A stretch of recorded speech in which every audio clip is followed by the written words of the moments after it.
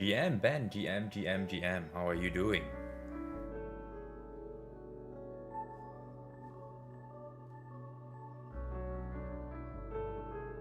Ben is a fast boy, agree. Agree.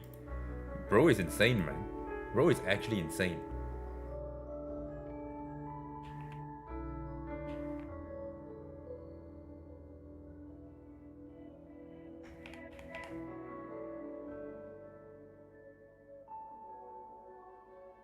How you guys doing? We could just do me, just get some ready. How's the music? Everything okay? Music fine, voice fine, everything can be heard. About to crack me open a can.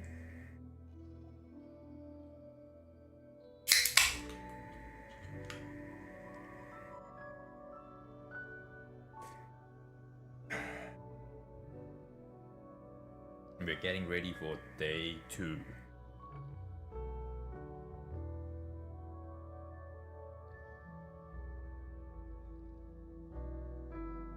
Bit soft? What's a bit soft? Oh, what's your sound settings? Okay. Let's go back and do some farming. I need to get some of the codexes so I can upgrade my shit. Do that. You know, while we're waiting, you know, I'll play a little bit of Fearless.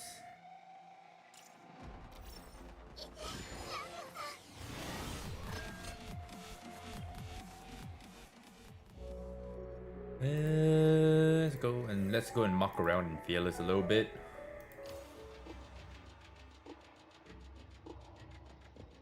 They changed the music on Fearless, so that's nice. I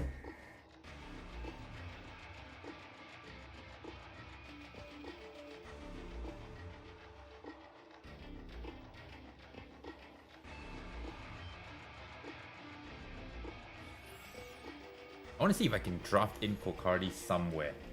That's what I'm trying to do. I want to see if this new Kokardi works.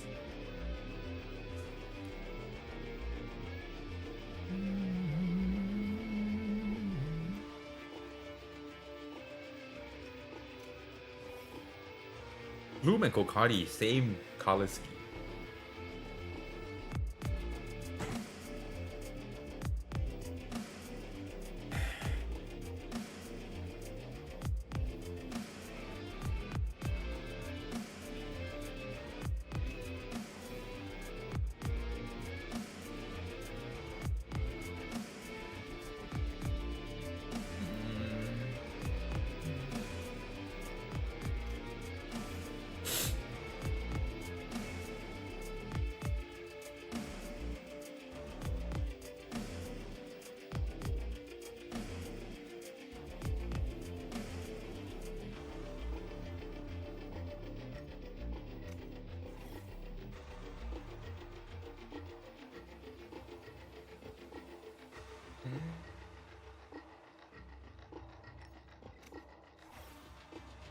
If this works. I want to try my new Kokardi.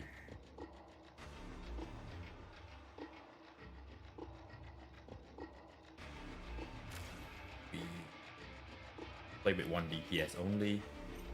Why did he ban the Kokardi? What a gay cunt. Oops. Forgot I'm not an abstract.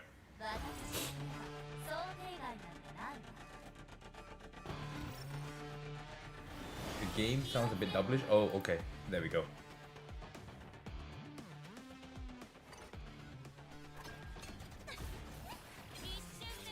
Good catch, good catch.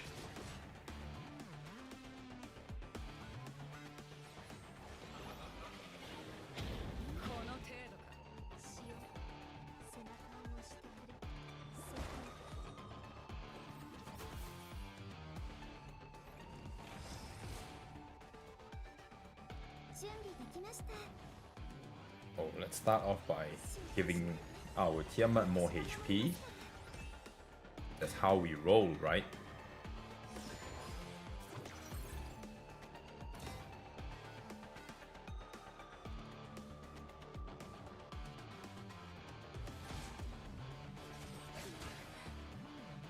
big resist right there. I think we can wait it out a little bit. So what we can do here,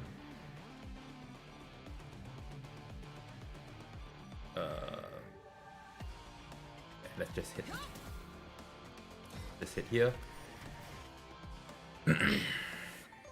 Gonna put that up. I'm gonna strip. Man defaulted to his OG settings. Yes. Okay, so now we're gonna start pushing his units up, which is fine. So hit into the pool.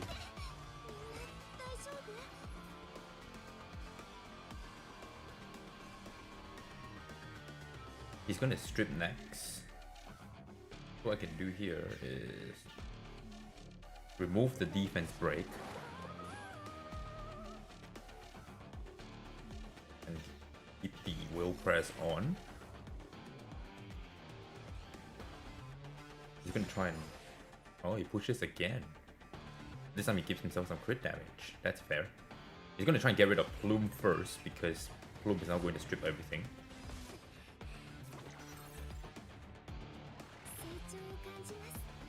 Okay, that's fine. So we'll hit here. Because we're already going to push him anyway. So now, at least when we push, we are also stripping at the same time. Oh, I didn't strip. God damn. But I'm going to transform. So what I'll do is I'm going to start hitting here. Transform.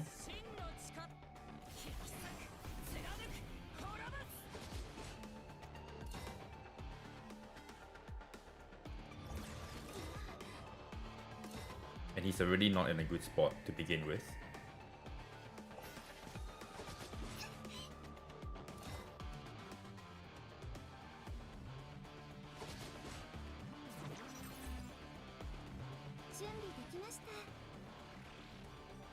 Alright, so now we give her a second stack. Keep the bloodsheds healthy.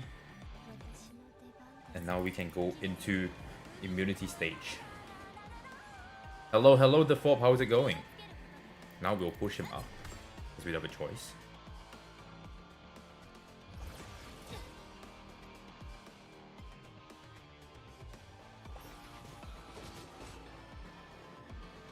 Alright, now.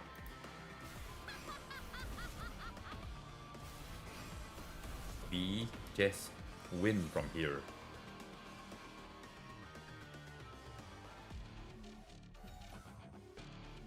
I wanted to play Kokardi and this guy banned Kokardi. What a genius. This guy is Nahor. I have to be careful. I can't actually just bunga bunga now. You just let me win? What a loser. Fine. We'll watch them play. We'll just watch them play.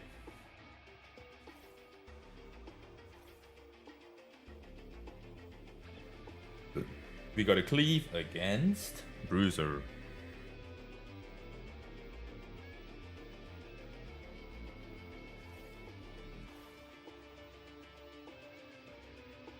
Rev Plume, Rev Messiah. Supernova Freya. Supernova Freya. Battle will attack? 100%. It's my thing now.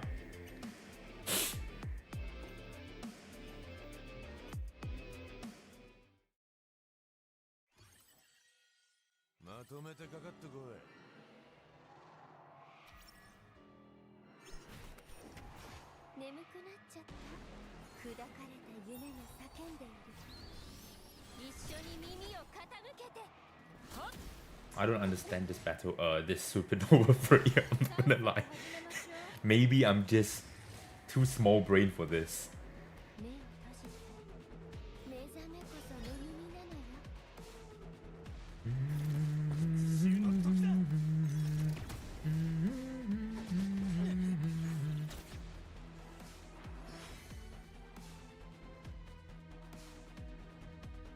Gonna steal everything from Messiah. Yeah. So don't give him the attack buff, and now he's just forced to roll attack. And he missed crit. That's a yikes. That's a yikes.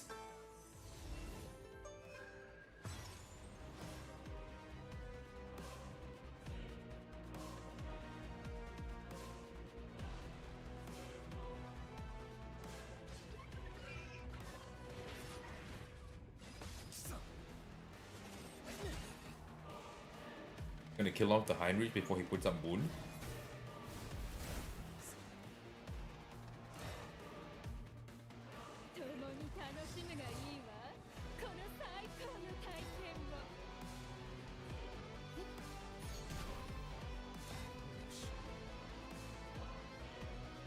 Does he get the kill on the Yama with the S2? Let's see. He does. He does. But that's gonna full reset him now.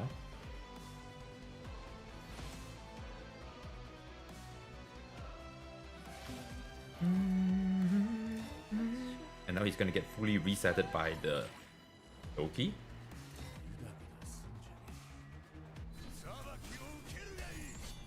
But that's still not enough damage. Didn't get the defense down. That's crucial. That's important.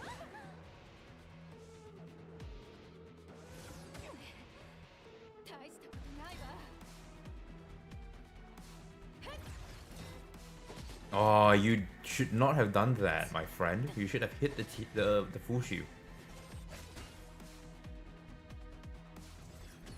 Alright, the attack down is up now.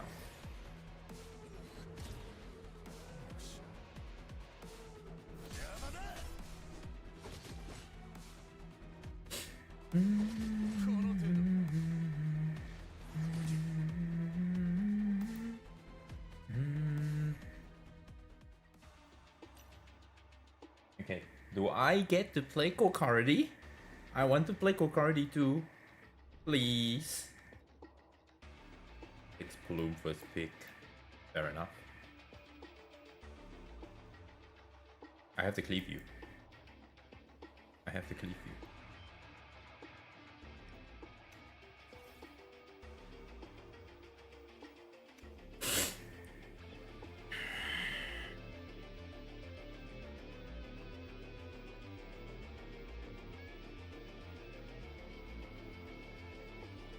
Okay, we're racing. Let's go.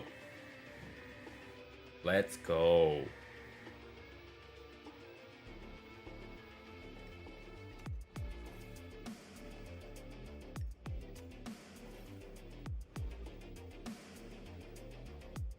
Fortunately, that Mars only did take 0 damage. That's it. Bro got scared and pivot.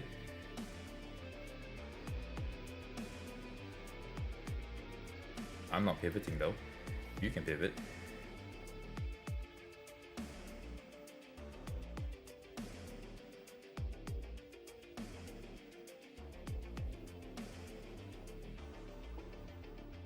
Let's get rid of you. Because this Tiamat is not an Ember, I can probably just kill it.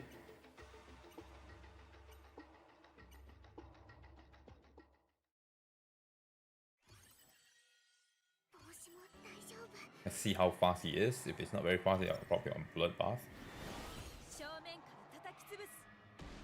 Fair enough. Go here.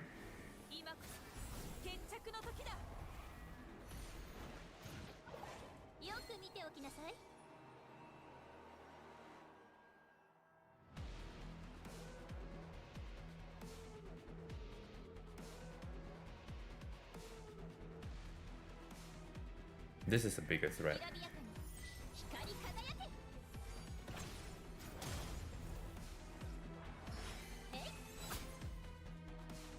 That's down. This is a gigabyte. I'm gonna proc soon, so I have to put this on her to make sure she gets the turn. Up. And then we freeze.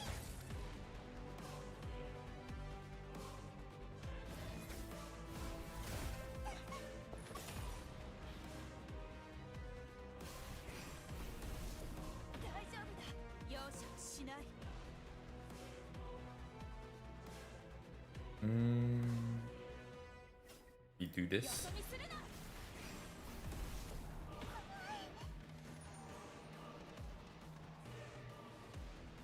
Reset the meal. I can do this again. Get rid of her. Oh, morning, man. How's it going? How you doing?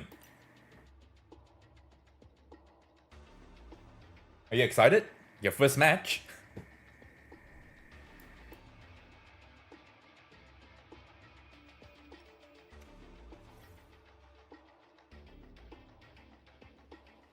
Okay. I think we have a game in our hands. Boys. So Tia.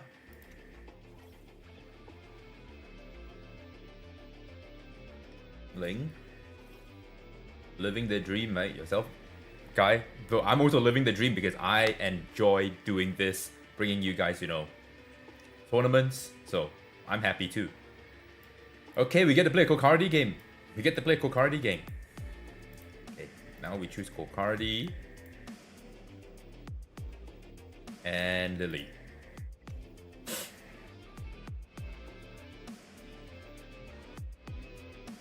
Bro, Bonk, you have some crazy cooks, man. So don't sweat it. Andrew, you too. What's this Doki here for? Then we're getting rid of the Rahu because that can be very dangerous if he goes too fast and too hard. And I took the perfect read, I think.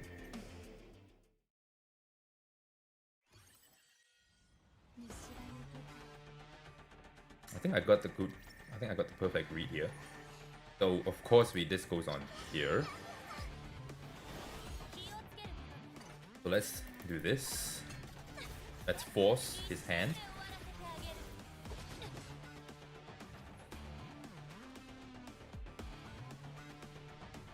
I want to keep 3 turn speed, so I'm gonna do this now. Because when he does the attack down, that's when I need to full cleanse, right?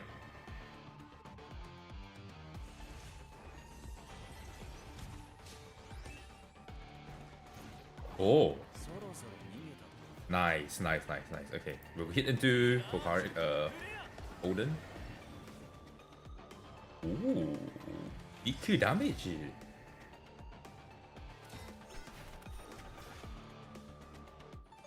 BQ damage.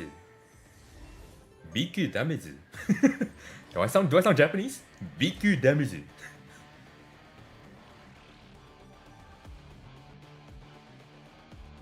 wants to play emoji. We'll just do this. There we go. He's gonna get the attack down. That's what I was looking for.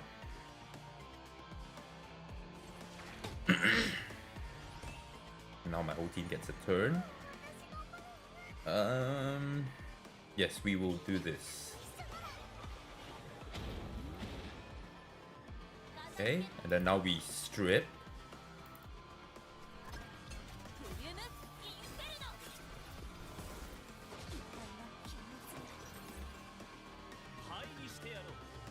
Yeah, the attack down is there. So let's head into the Holden. And let's pressure him this way. Because we're gonna get stacks with the Lily. So now we cleanse it all off.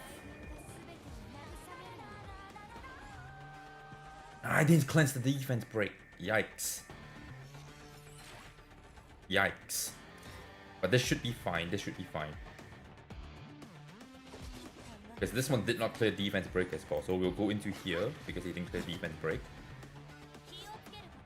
This is gonna push anyway. He's gonna hit Gigabyte proc. Push up, so now the healing is gonna go into Fushu.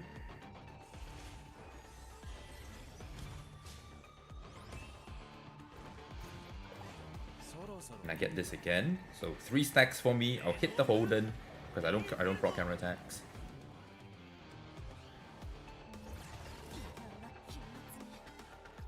And now we hit into the Fool. And we hit into the Fool. Get pushed as well. Okay, we're taking it to next. Next action I'm gonna get. Next action is a explosion. Okay. Alright. Wushu's down. But so is his whole team now.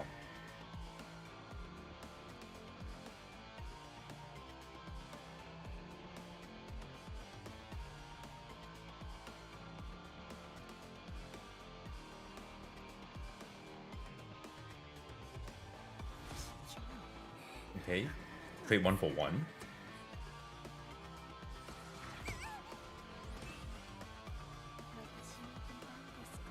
We need to keep the crit rate up, so let's sing our song.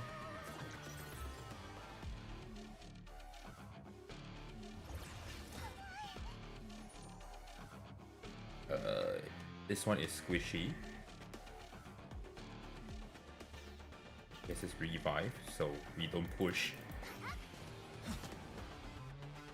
We let him do his revive thing, and then we'll just snipe off that reviver, whatever he revived.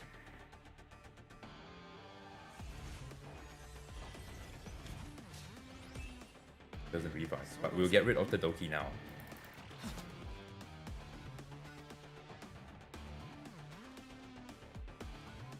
And then now we focus the Sanya.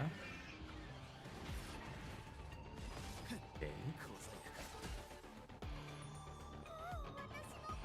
Now we push him up. Right? Then we go here. He stripped my fucking crit rate up. Strip my fucking crit rate up.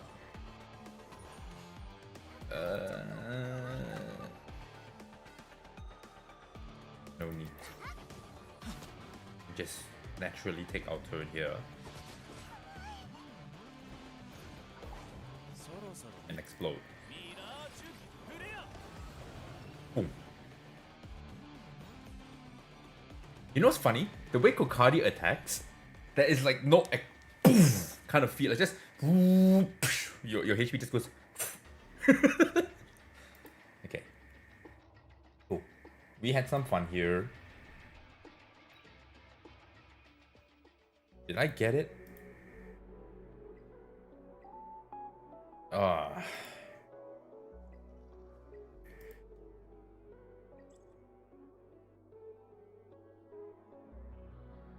Alright, half an hour more. In another 15 minutes, I'll release the room so that everyone can come in.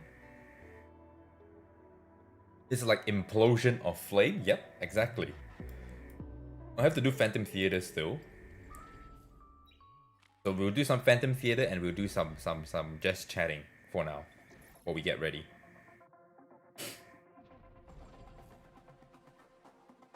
You can have the Yelly. Anya. Info now. This team here is fine. I'm gonna hit ready. Now this Mu Huang needs to. It's level 83, so I'm probably gonna have to hard carry him. It's like an implosion of flame. That's literally what it is. But when he uses his S1 into his passive, it's like doof, doof. I love the sound effect. But his S3 is just pam, and you don't hear anything. You just see the HP just go zoop. But what do you guys think? Did you guys prefer Aya or do you guys prefer Kokadi at the moment? How's the coke spin?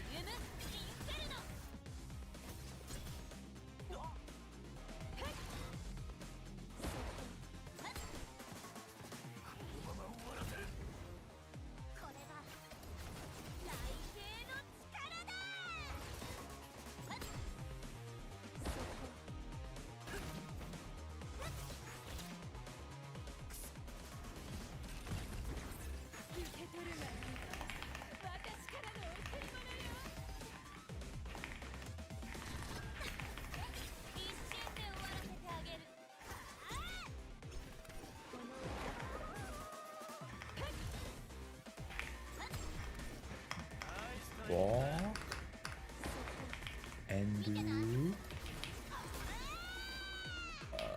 Splunk.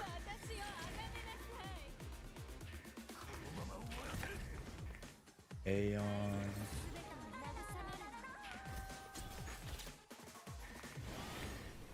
And meat. Zim.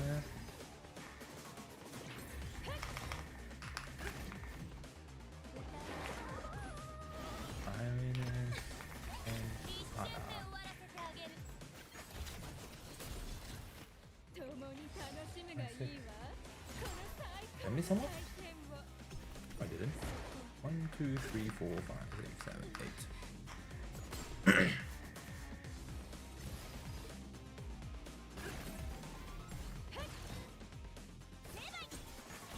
You didn't build any? Barrow eats all your lettuce in the CC cleave era. Is this your arc? Is this your CC cleave arc? Vero ate all your lettuce. Yeah, she's very hungry for lettuce. Kokadi is harder to slot in PvP team, but works great. True. You can quit Phantom and the rewards will go to your meal. Yeah, I know, but right now we don't have much to do anyway. I've already done most of my dailies. So we're just chatting here and getting things ready for the actual tournament that was about to start in 25 minutes. I is pretty good in cleave comms and bruiser comms. Running Lilium, she just has a lot of versatility. Yep. Guys, musicians. One of our church members, Rat, he called a prediction when he saw that Aya was a flautist. She was going to be OP. You know why? Because Ling is OP and she's also a musician, and most musicians are also OP as fuck in this kind of game. True enough. He's right.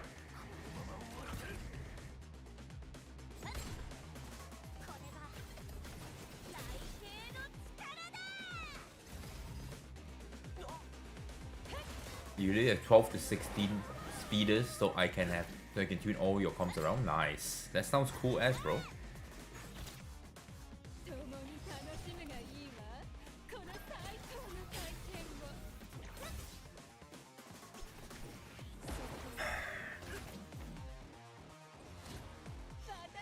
Just so you guys know, what we're gonna do is we're gonna do the top 8, and once we finish top 8 and before we enter the semi-finals, there's gonna be a 5-minute interval.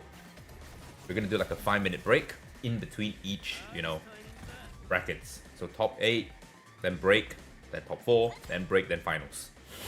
Break for 5 minutes. We just need, just to stretch our legs, rehydrate, all that stuff.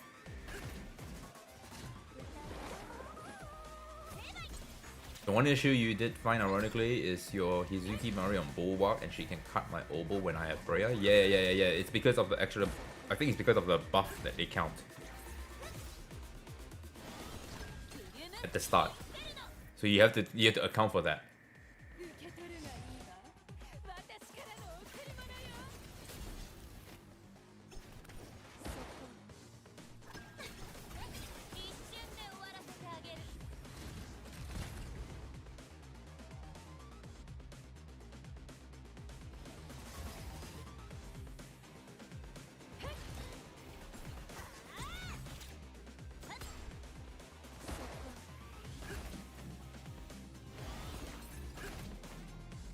You need to nerf her speed. How fast do you have your Hizuki Mari?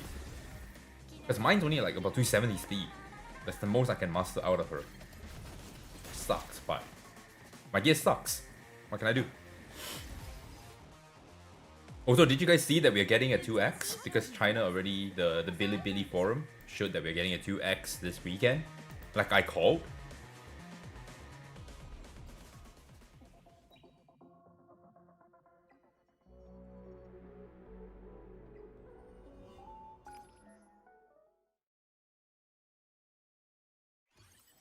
$315.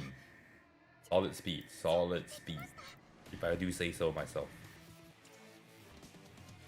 Let's do follow up. But that helps Kokardi.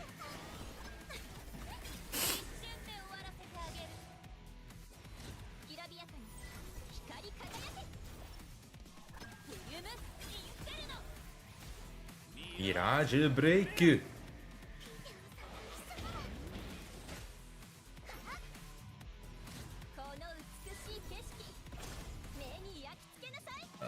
This one is the good one. I like this event because it gives you stamina. It's like a free 100 stamina, free 10 run, go for it. Just and all the rewards.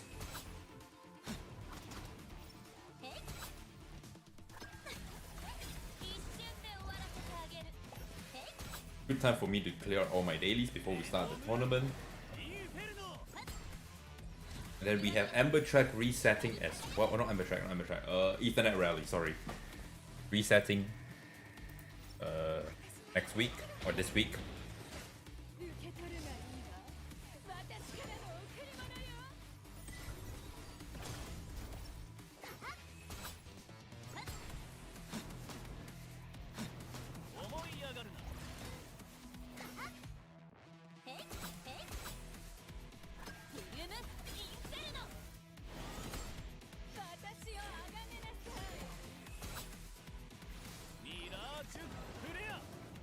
Mirage clear. We'll do the...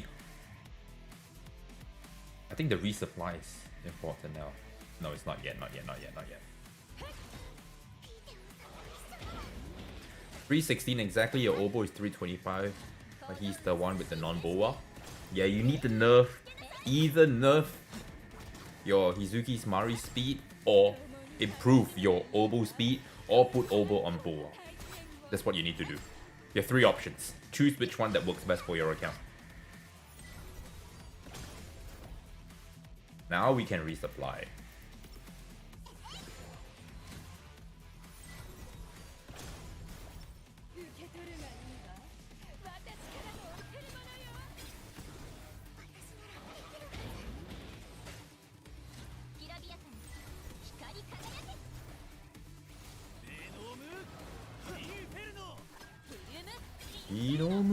Inferno.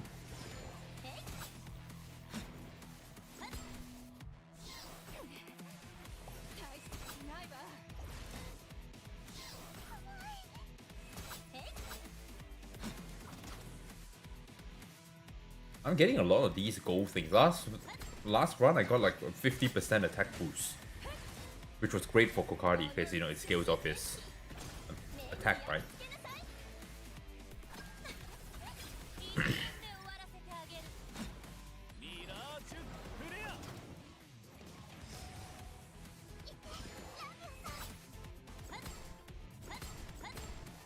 Nice.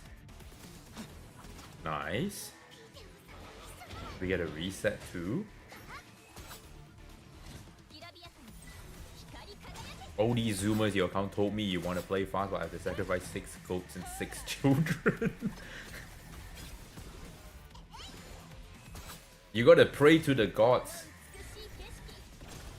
And you're sacrificing maybe 2 little goats.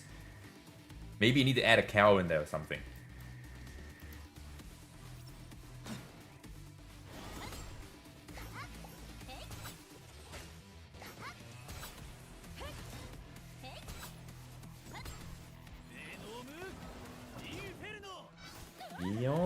Inferno.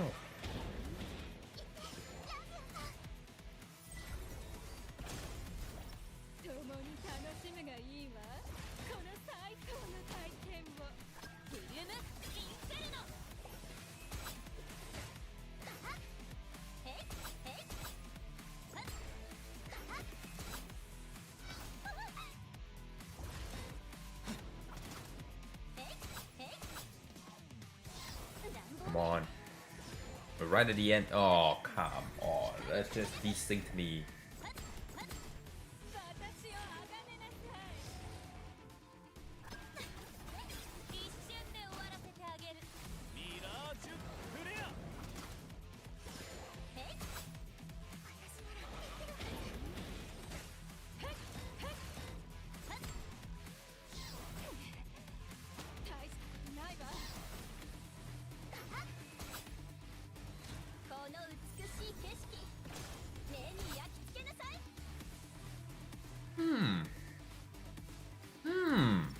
I like that one.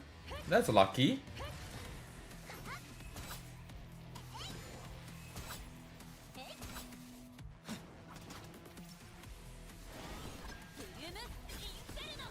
I think it's time to get the other host in as well. Just get us ready. Hello. Artia, what's up, my friend? How are you doing? All good.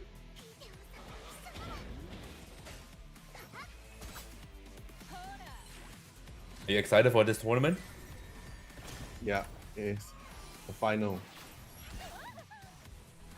What do you think about the top 8 players that have made it? Let me see. You mean who is gonna win? Now, what do you think about the competition? The quality Yeah, of the looks very competition. solid. Oh, it's very high quality. Not all one kind of playstyle. We are True. actually able to see different kind of playstyle. It's actually very good. True. At least we know the game is not just one meta. Yeah, and that's the good Yeah, thing, right? Like that people think that everything is just bruiser, but we have a CC player, we have a speed player in here, we have a standard player in here, and we have a few chefs in here as well. So always a good time. Well, because not all, most of the top leaderboards are bruiser. That's why like everyone was like, oh, bruiser.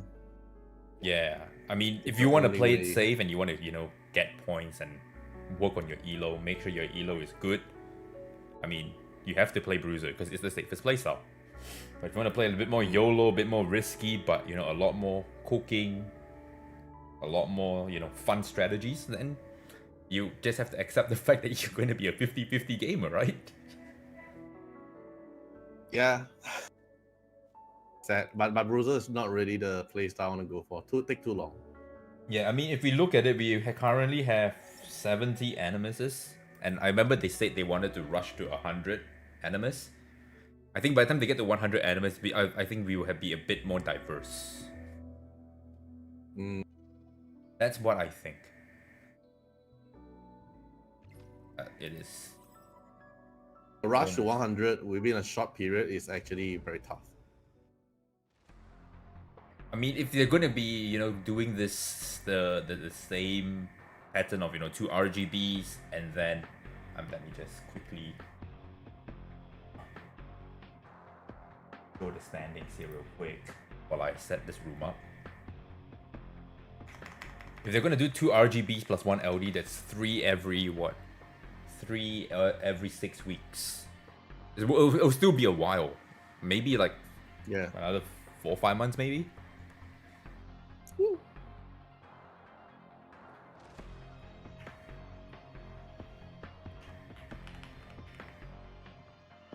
See how the performance goes, like in terms of CN, about the banner rotation for them. How did we do this week though? For this month for Sensory Report. It went up from 1.7 million to 3 point something. Right. And that's because we have China, right?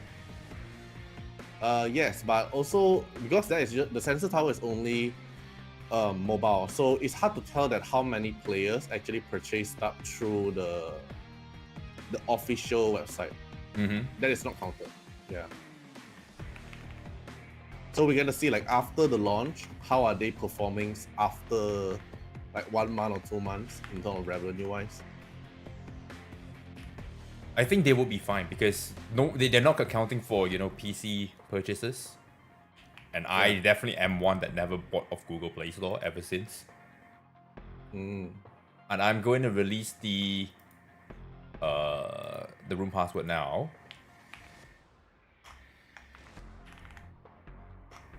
So you guys can join. And I'm also releasing it over in main court. LD you need to counter bruiser, but I have a feeling that the upcoming bruiser LD might actually be a bruiser unit. I think it will be a bruiser unit. I think it will be too. Because like the past one was like what, Yeli, Lilium, they are more towards like burst DPS, right? And then probably we will expect the LD unit that's actually skilled with defense, HP. Yeah, we still don't have a HP scaling bruiser, defense scaling bruiser in what's it called? In an LD version. What's up? So we're feeling like probably the next LD is bruiser. I am. What's up? How's it going? What LD bruiser? No, You're giving him a heart attack, bro. You're giving him a heart attack. We're just expecting I- just You know what you can expect from me if that is the case? I'm retiring from RTA. Yeah, oh, I thought you were gonna say like I'm going to be a bruiser. Fucking hell, no way. I'm gonna retire RTA till the cleave is coming back. Then I'm like, comeback time. And then it's comeback time. Alright, okay, chat. I actually switched scenarios now because I need to scenes because I need to enter the room. So Where's the room number? let me just quickly just do another re-ping of everyone. So we should have the team. Even though they're in here, I'm just gonna ping them anyway. Okay. Chat, I'm switching scenes now. We are in. We are in. So everybody make sure to like the streams here, okay? Make sure to like the streams, support all the content creators, show some love because it's actually not that easy to set up and there's a lot of work in the background. So this is a way for you guys to show some support. And we appreciate it. Oh, I didn't hide the ranks. Whatever. Just show the ranks for this time because it's top 8, right? Show how many mythic players are here. So far, Andrew is the non-mythic yet. We're 11 in total.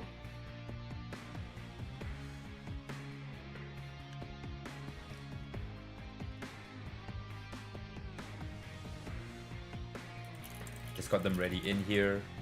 This time what 10 we're minutes till start. Yeah, this time what we're gonna do is we're gonna let RTA be the MC and then Em and I will just commentate.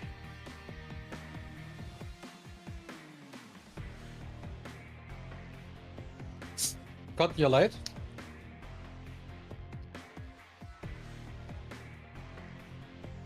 But yeah, this is gonna be exciting.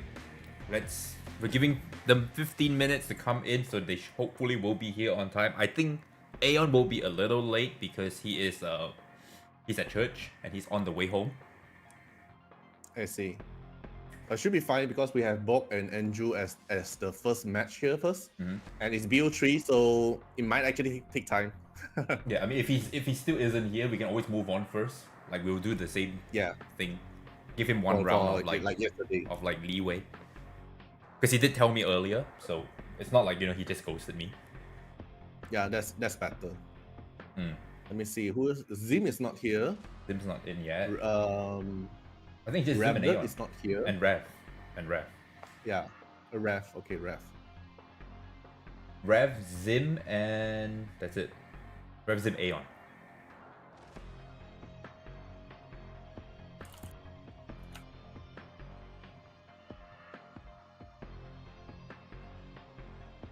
Okay.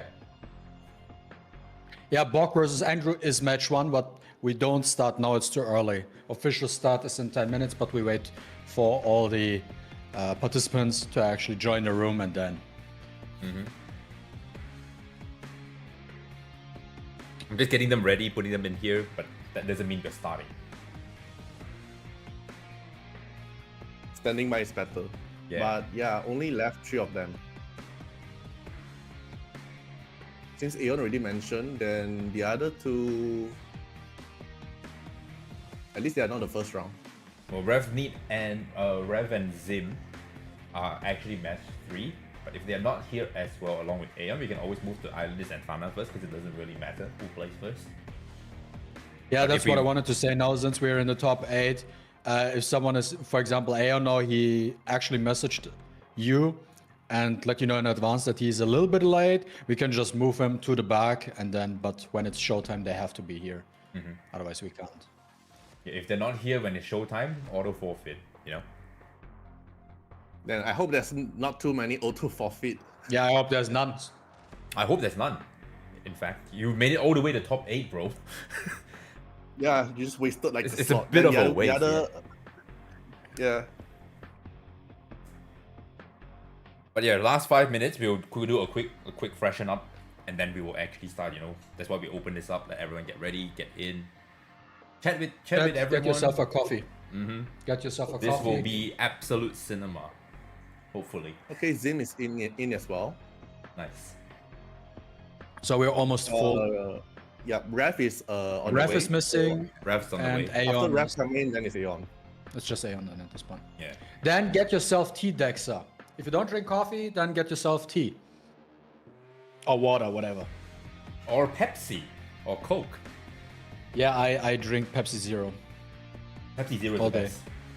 Dude, I swear. Dude, I was always like Coke Zero. Like, actually, so the best is Mezzomix, but that's something you only get in Germany. This is the absolute, that is basically Coca-Cola mixed with Fanta. That's Yo. basically it. Hey, but, yo. but that is the best thing, ultimate soda drink in existence. But the problem is, I'm not the youngest anymore, so I can't drink it without getting fat. And the zero version tastes like ass, so you can only drink the sugar version of it, and that's giga god tier, okay, in terms of taste. Oh, And next time I go back to Cologne, Germany, I'm gonna ask Eski to get me one of that shit. Mezzomix and Paulaner Spezi. Polana Spitz. That is Paulaner Spezi. That is in terms of soda. That is the equivalent of Marvel's Avengers Endgame. Okay. Nice. Here's to hoping Bruises does not win. What the hell? Bro. This guy's toxic. Whoever wins. One of my chat, he said, here's to hoping Bruiser does not win because he lost to Bruises. He's salty. I only drink Monster Ultra Red for the past 5 years every day. Bro, you're crazy.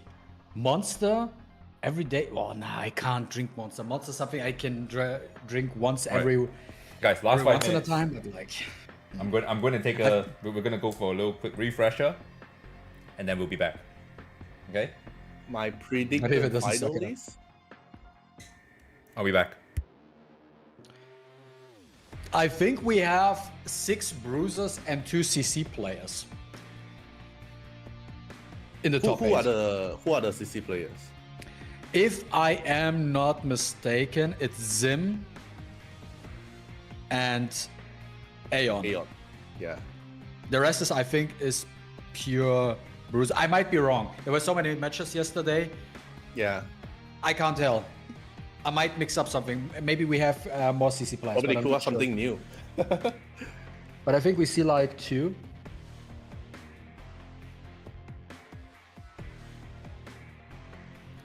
Predicted finalists, I think Tana here is having a good chance, right? Tana, Aeon, I think. Vogue as well. I don't know. We will see.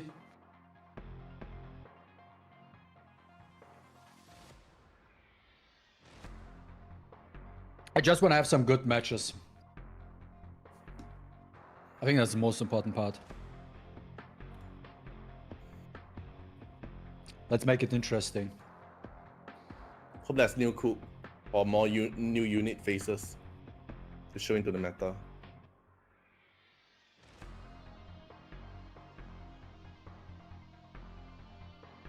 Okay, let me see the room. Yeah, I just left Aeon now. Okay, chat, make yourself, get ready. We are about to start. Make sure to like the stream, as I mentioned before. That is the way you can show support. And also for us to get more opportunities to do these type of things, right?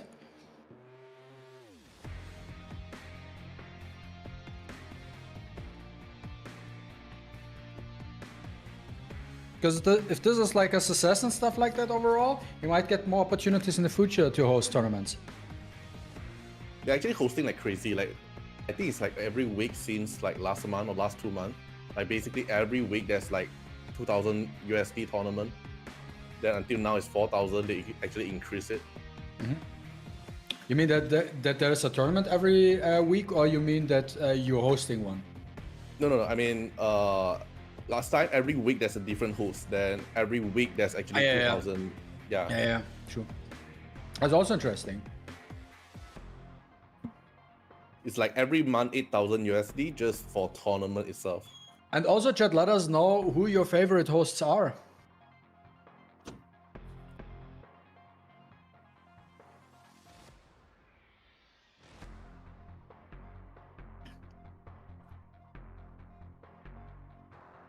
Okay.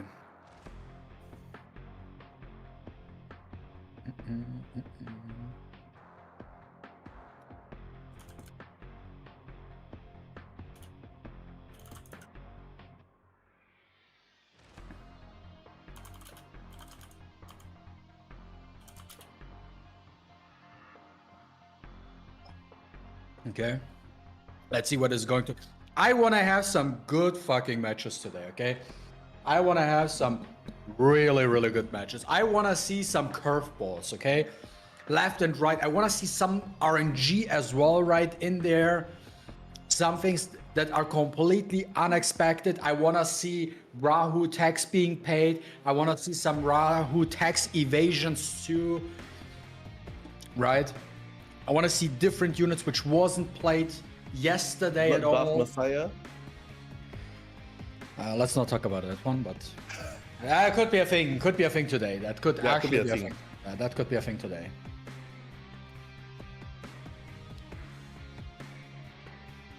Because yesterday when I played RTA, I actually saw Bloodbath Messiah using Law Shell. Okay, Aeon made it in time. He's in here, so we are actually full. Nice. We are complete.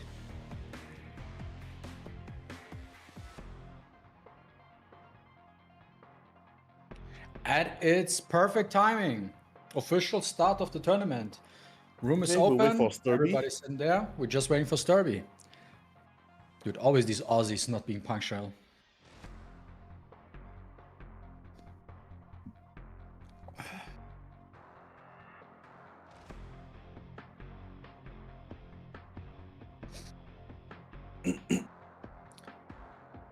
I guess it is.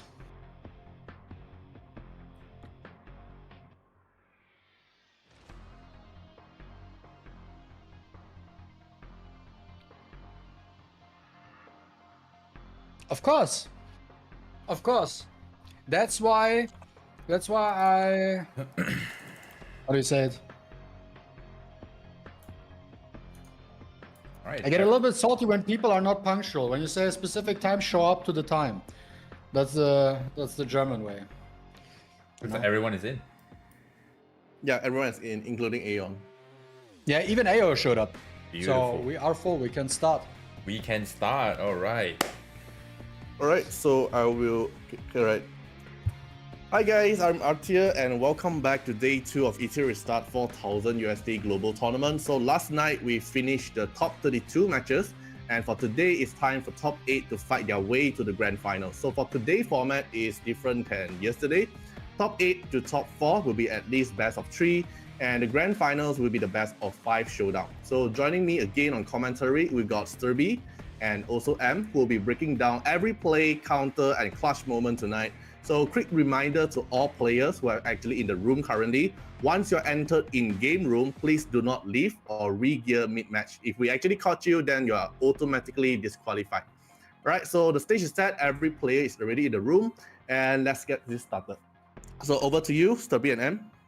Awesome. So first match, we have Bok against Andrew. Now to preface this, what we have is the first pick will always be random, but then I will manually, alternate the first pick to the loser first. Okay?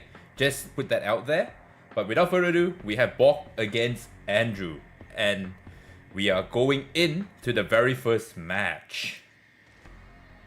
Let's go. The pre-ban phase just started. What will these two challengers decide to pre-ban? Since they actually now had the opportunity yesterday to see what they're playing, they're going for it. Andrew actually got the first pick, decided to pre-ban the Messiah because he saw the abomination that Bok is playing and he does not want to deal with that. So he decided to pre-ban the Messiah, while Bok also decided to pre-ban the Veronica in case, because he just probably doesn't like her at all. And we already see first pick Tiamat. Okay, let's go. All right, first pick Tiamat. We've seen this happen a couple of times already, but let's see how Bok responds. He goes in with the Plume and Fushu first 2 picks, completely Also quite denying the standout. Tiamat from getting Fushu. It's still, the door is open for a Ling Lao Lily combination, right? If you want to play Tiamat, he's now eligible to pick this duo, right? Which was pretty strong yesterday. But you know, with Bog under the way, he has his way to play around these type of combinations. And then we want to see what Andrew here is going to be picking on 3. He's still deciding. He's really taking his... He's still taking his time. Does he want to go with a sustain unit like a Linglao, for example, or a Zanya, something around these rounds because he wants to slot in his support with sustain? Yes, he's going to, I guess. 1 second left. Last minute Doki. I'm not sure if that was his goal, maybe. I cannot confirm it because there was only 1 second left on the clock. It could have been the case that he ran out of time and it was an auto slot with the Doki, but who knows? Yeah, that could actually be the case. And then we see Bog responding with a Rahu on 3, securing his DPS. And you can see the Plume Rahu combo all over again. And what is he going to pick on the 4th pick? Because the Doki Doki on 3 tells him that, you know, playing CC is going to be a lot more difficult. I have a feeling that the Doki Doki pick is actually like accident. It's timeout. It very well could be. And he takes the Holden here. Cool. But we did see some Bruiser gameplay yesterday with the Doki Doki in the mix, if I remember correctly. So this could maybe be intentional as well, just to cycle faster. But we gotta wait and see how he responds now. He picks up the Mio on the 4th slot. Interesting to have some sort of CC, not necessarily that he needs it to counter any sort of Amber so far, but it gives him an opportunity to counter the Fushu. So his opponent, so that Bog cannot get any turn meter boost and locks in Lilium last pick, which is very standard. One thing you have to notice is Andrew did not pick a single healer in this comp. That means the Tiamat is going to be the sole provider of heal over time in terms of sustain. And you can see that, you know, Bog already has Rahu on 3, indicating that, you know, he's using a Rahu to answer Tiamat because of the natural elemental advantage that he has. But what is he going to pick on his last pick? He picks up the Linglao. He takes the Linglao as his last pick. There we go. So what is going to be banned out here? Because there is a lot of tempo on Andrew's side, but it's a matter of whether he can, you know, get to that stage where, you know, it's critical for Bog. We gotta wait and see. Both are really thinking about their choice here, what they want to pre-ban.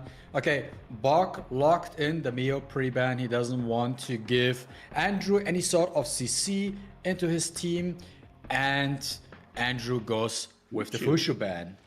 Okay. All right, and now we have the Mio ban, Fushu ban. Let's see how this plays out. Who's gonna get turn 1? I have a prediction. There we go. The Lily moves first. On Andrew's side, he gets turn 1. Who's he gonna decide to boost here? Lilium is an option. Tiamat is also a potential option, so he can cycle through Tiamat stacks faster if he wants to boost her, but he can also go for the Lilium here just to make sure that he can work down on one of the units he does not want to see at all. Potentially the Linglao, right? Working her down with the HP destruction could be an option here, but let's see what he decides to do. He chose the Lilium as his choice for the twin trick, goes with the S3 on the Doki, and now Bog gets his turn with the Plume. And now one thing here you need to notice is that because the twin trick is on Lilium, and there are 2 DPS that's right about to move, and you can see the Rahu is already assisting right here. This Lilium is in danger. Right off the bat. Okay, but now Lilium is getting her turn now. What is Andrew deciding to do now? He probably wants to use his S3 right now, but I think he thinks about what is the best course of action, what does he want to remove from the game, because there's no Zanya in the enemy team, so one death is eternal. Lilium follow-up. Does he want to go with S1 or S3 for a reset on the Lilium for another S3? If he goes for the S1 play, it means that he wants to, you know, top up Lilium through her own natural lifesteal. And we also have the Tiamat moving next too. So, oh, and the Rahu cuts. Holden's cut in. Ooh, and the Tiamat resisted the pushback, got reset from her passive and her skill 3, but she did not get pushback, and now the Rahu is dead, and there is no way for Bog to actually get the Rahu back. So the only DPS he has left now at this point is the Holden here. And now there is the S2 from the Lilium putting the Holden in the CC lock, and Lilium, it's her turn. Now he can do whatever he wants. He can do S1 and try to kill, but that is risky, but there's an attack buff, so it could potentially work out. But no, he goes for the S3. Gambit's on the CD increase. Does he get it? He did not get it on the Ling. He did not get it, and now the Ling is going in to heal up, and that's a massive heal on the Holden. Tiamat is moving again. Tiamat's on 4 stacks with very little HP, unfortunately. So he's just doing as much damage as he can. Counter attack from the Holden. And the Plume is just stacking, and the Artisan comes in. That's a big shield.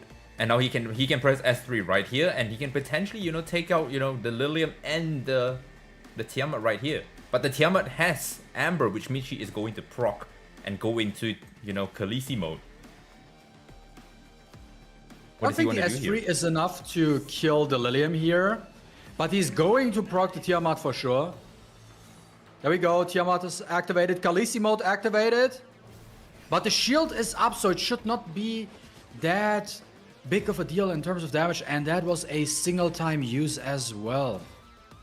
So there was nothing really much going on, but now the Lilium can move, has her S3, and she can actually shred through the shield. Is it enough to kill the Holden? No, it is not enough, and the Lilium goes down with the counter from the Holden. But the good thing to note that is that the Doki Doki has resetted everything from Lily, which means he can now put that Twin Trick onto the Tiamat. But still, this match can go either way. It's still open. Andrew can take it, Bok can take it. You just don't know what's gonna happen right here, right now. But what is he gonna do now? Does he wanna still focus the Holden? No, he's gonna shield he up needs to for put the the shield healing. up 100%. Because he is very close to dying, and he doesn't have enough bloodshed stack, so he needs some kind of heal. And now it's just a matter of just cycling, right? And there we go. Does he want to attack the Holden here, or does he want to switch his targets to not get revenge procced? Let's see what he's deciding to do. A good thing to note is also this Lily is on Bramble, so, you know, every time she attacks and gets counter attack, she is going to, you know, push up the Tiamat. But the Tiamat without any healers here, it's a bit dangerous. Now with the weakness and defense down, strips away. Oh, and there we go. The Tiamat is dead. Drops. And that's game. GG. Game 1 goes over to Bok.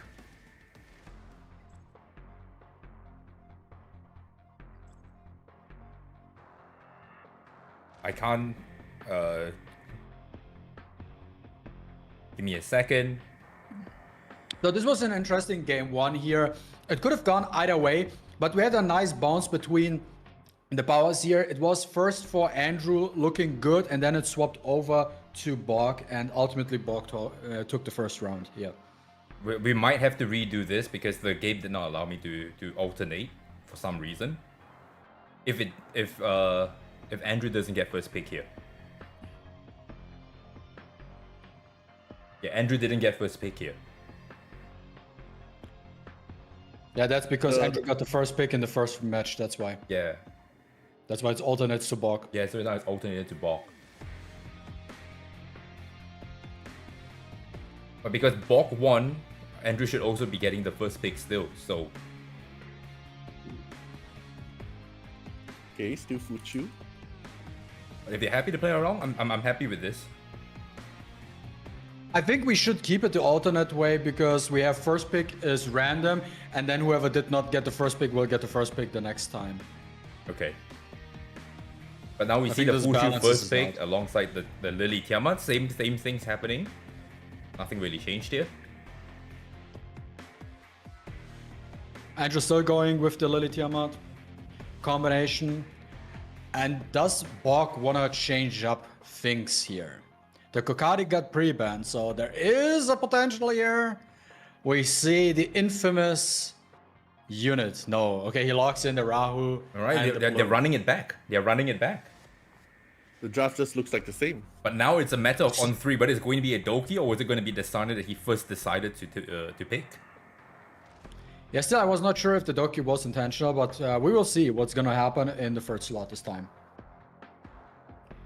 He takes the Holden this time. Locks in the Holden. And now I think he does want to have some sort of sustain at this point in time. He definitely needs some Because kind of otherwise, sustain. He has a tempo you're sustain. playing, Yeah. especially you're playing Tiamat right now, and in case Bog does not decide to ban the Tiamat, you need some resource for her at the end of the day to cycle her Khaleesi mode faster. So, okay, locks in the Zanya. 2 more picks on Bog's side. What will we see? Right now we have a taking his sustain, we time. have, you know, a stripper in the form of... Oh, and the Born comes out, okay. Whoa. Answering the Holden. And Born is very scary right now because of how much damage he does with this recently given buff, alongside defense breaking through Plume. So this is a very, very scary setup that Borg has right now. And he finally locks in. Now Andrew's last pick. Bog picked his signature unit, which is the Born, and nobody else outside of him really plays that unit, so he can utilize this unit to its fullest potential. Since he also, I know it is actually a P5 555 Born. That's why that makes that even more threatening than some others. And he decides to lock in the Heinrich in the last. And a pick. Heinrich last Interesting. pick. And we There see we the go. Born instantly just gets post-ban, protecting his He Holden. is scared. Which is With correct, this because Born, you he have to doesn't protect your wanna third deal, pick, yeah. right? Yeah, but he also does not want to deal with the Born because he did see Born yesterday in action, and that Born does hurt quite a bit. And here Bog locked in and banned the Tiamat. He does not want to deal with the Tiamat in this match. It seems like both of them had a good read on each other and got rid of like the potential threat. Let's see what's gonna happen here. Andrew with the first turn, with the Lily, as we know. What does he decide to twin trick with his Lily? He has a lot of options here. He can go for the offensive route where he puts it onto the Holden, or he can play the more defensive route by just cycling Sanya non-stop.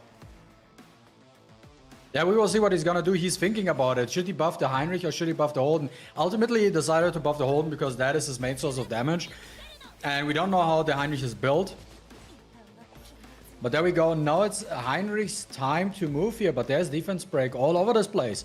So potentially Rahu with one counter could hurt quite a bit when it comes to the Heinrich right here, right? He gets the buff block, and then there's the... Oh, the Heinrich is actually on blood buff. So if that Heinrich wouldn't be on blood buff, he would have been a goner now. Right here, right there. Because we have seen how ridiculous Rahu is in this tournament so far.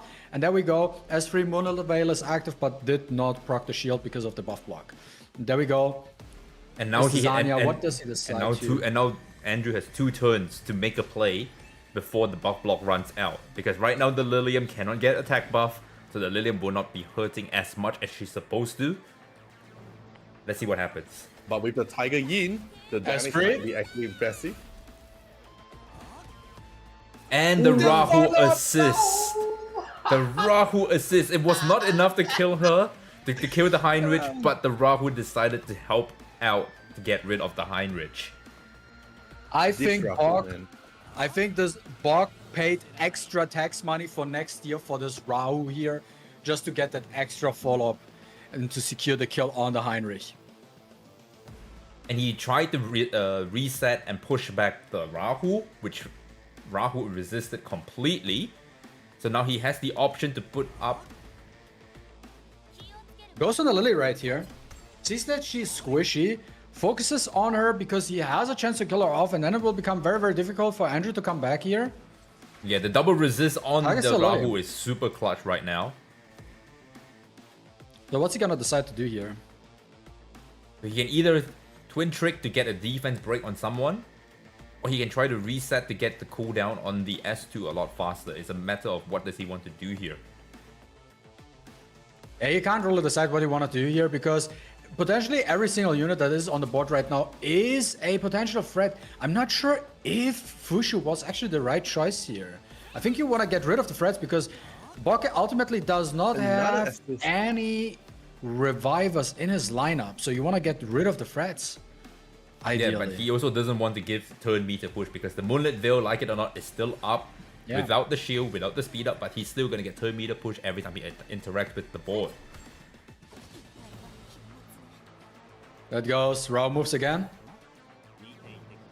But you can see that the work that was done by Heinrich is still in effect, where this Arson And could not give Gigabyte any kicks in. shield. And the Gigabyte kicks in, heals back up, removes the defense break from the Zane, as well healing up the Lily to make sure that she's coming back from the Amber mode. There we go. Lily is moving. Again, the twin trick is still active. Yeah, as long as, Lily did not get off the board, the twin trick is still there, and which is why Amber is so good on Lily at the moment. Because that means you don't have to reapply it, and you can still have the twin trick sitting there waiting for you to come back to life. There we go. Gets the defense. No, does not get the defense break on the Rahu, but works on the Rahu right now. I think Andrew's biggest problem right now is how does he want to deal with the entire board, right? Because he only has the Holden, while Bog does have many more options on his side. And the defense break from the Bloom is also quite annoying. He has to deal with that because then as Holden cannot deal that much damage with the weakness debuff with the defense break. We all know that Holden hits like a wet noodle under the effect of Bloom. Putting the defense break on the Rahu right at the moment he was about to press S3 was very important as well. That gave him, a little bit of sustain. But the counter attack just decided to just get rid of him. And now, defense broken. Holden straight into a Lilium S3 is a GG. GG, the That timing is damage. GG. GG's in the chat. 2-0 Born Bog. And he advances to the semifinals. Born Bog sounds the same. it's the same thing. It's the same thing. There's only one Born user, so we all know who we're talking about Yeah, here. and you can see that this That is is such. And you can see that this is basically, your standings. Now we will have Splunk against Aeon. Let's see what they have for us. We'll put Splunk in. And let's get Aeon into the show. Best of 3. Yes, I just double checked the game settings. This is on alternate, so we'll just leave it on alternate at this point.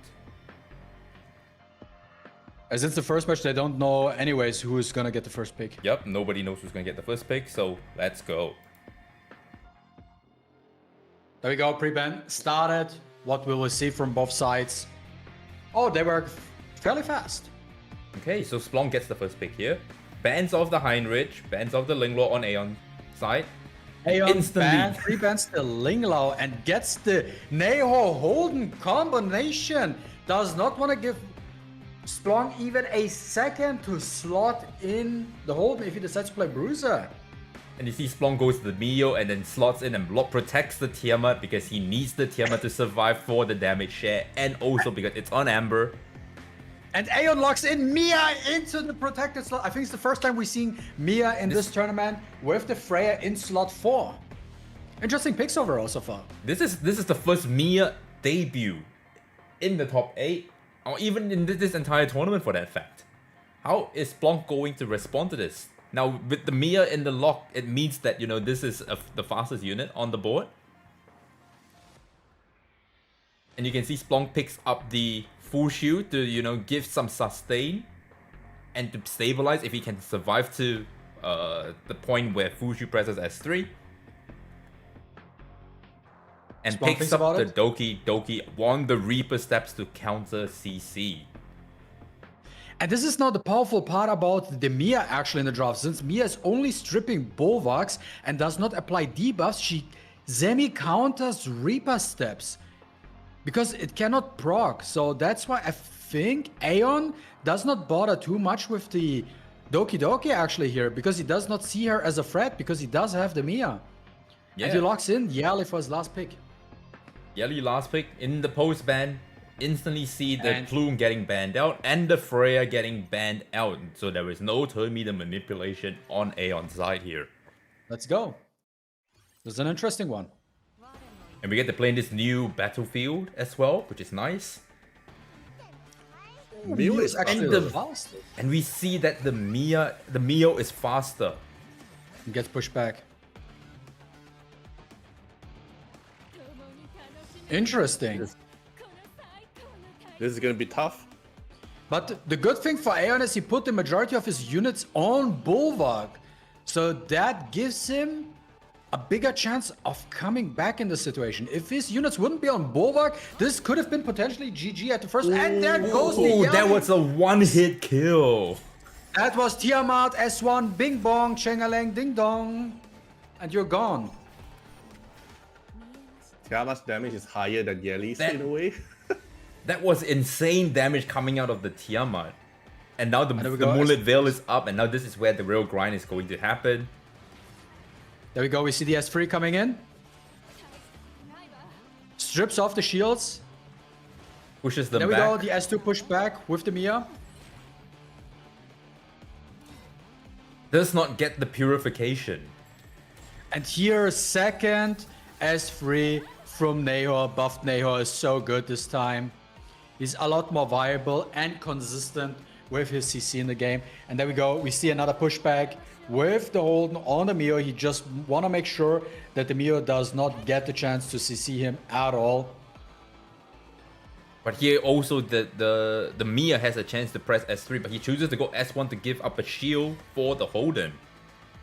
Also, the Mia is quite interesting here because she also is not only a stripper, but she's also a healer as well. So she gives the CC team a little bit of sustain overall to just stay into the game. But here comes the Khaleesi mode.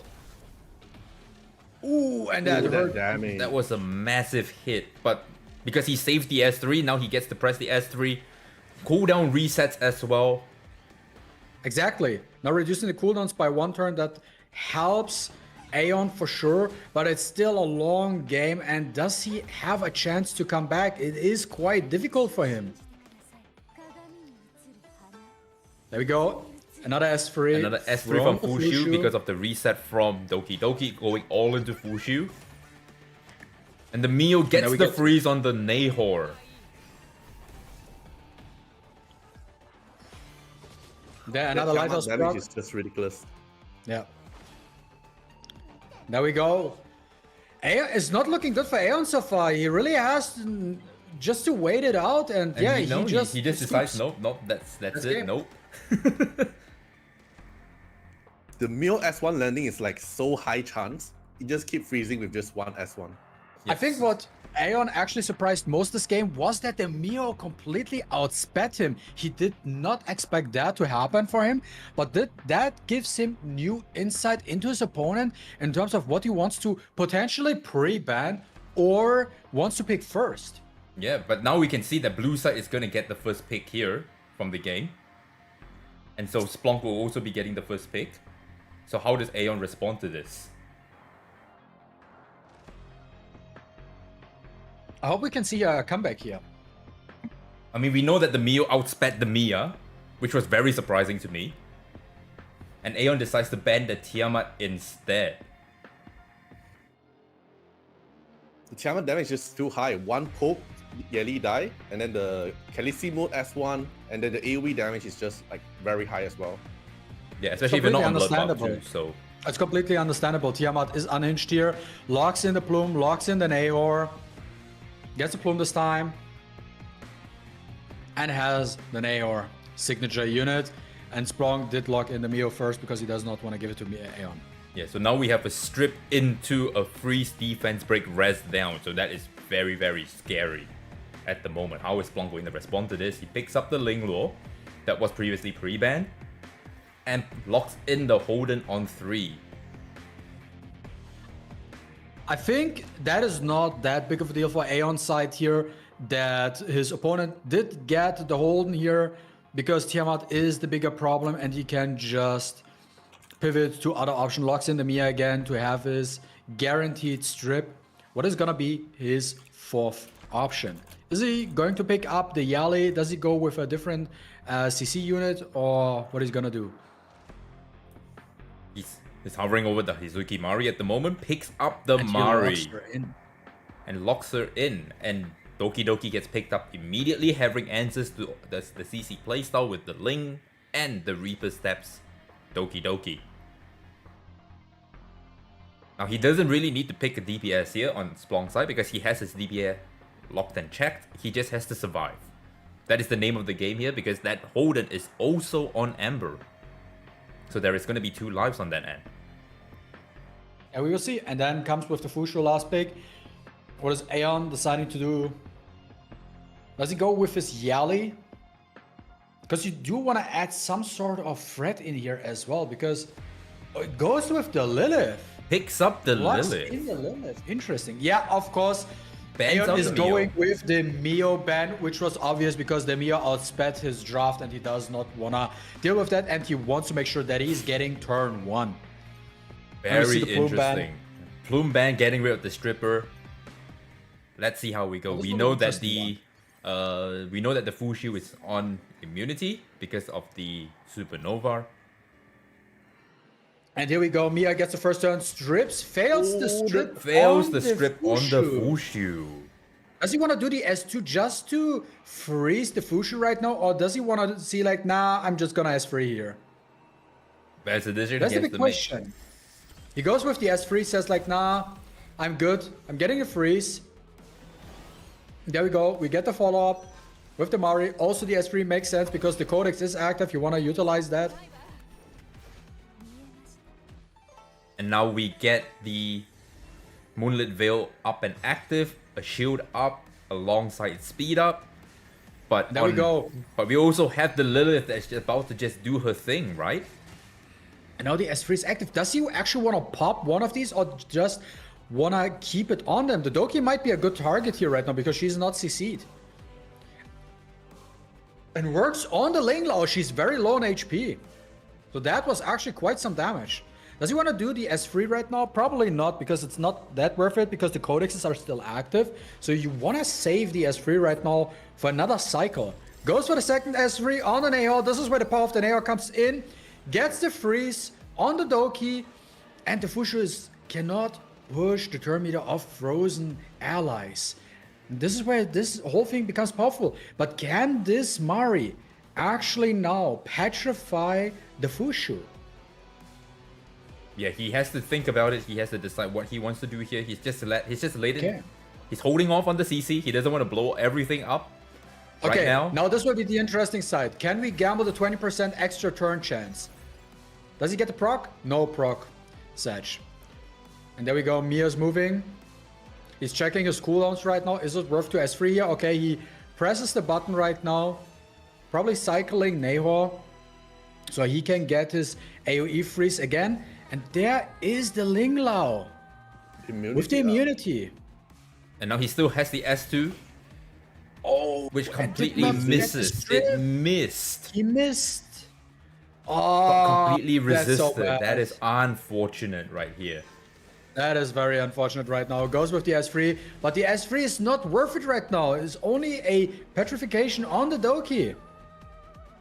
It's not that powerful right now. Can he get out of the situation? Because if we look at the current situation, It resists, and there was a resist. There was a resist. resist. So there is still something. It's not over yet. Because there's it's we very go. low damage on Splunk's side. His whole entire job here is just to survive the slew of CC. There we go. S1 proccing the Jackal Guard. Getting the So the Jackal speed Guard got up. resisted, basically. But this is very hard now for Aeon to actually come back.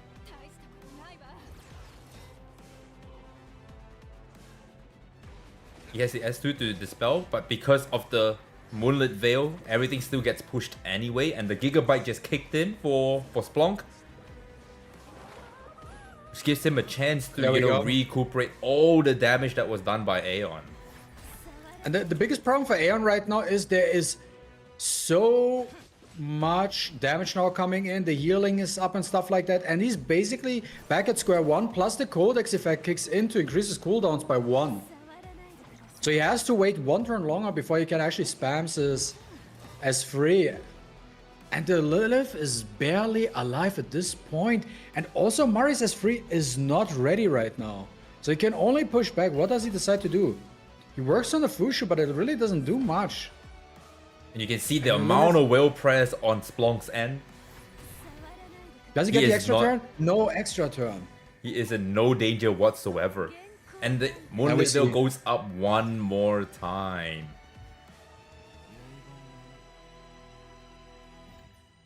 Oh, And yeah, GG. Aeon, GG. And Aeon just Scoops. gave up, saying that there is no way to come back. Which is fair Unfortunate, enough. very unfortunate.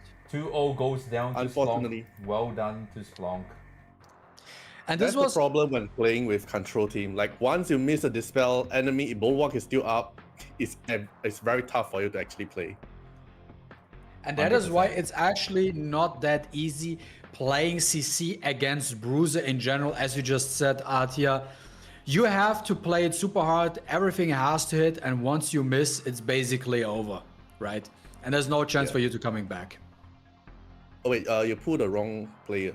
It's Wrong Ref players. and Zim. Oh, that's right. My bad. Sorry. It's supposed to be Zim. Yep. So now coming is going to be Ref and Zim. Yep. Yeah, I looked at the thing wrong. My bad. Cool. There we go. We have Rev and Zim. Let's see what these two decide to play here. Ref, you have to. We're just waiting on Rev to get ready. Ref? Yeah. And there we go. And now we're gonna start the third round of best of 3 for the top 8.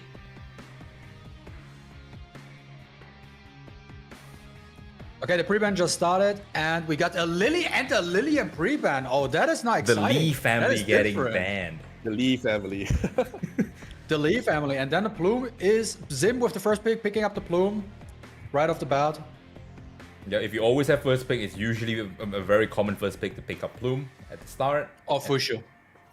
And then we get a full shield and a Holden first 2 picks, along with the Rahu from Zim.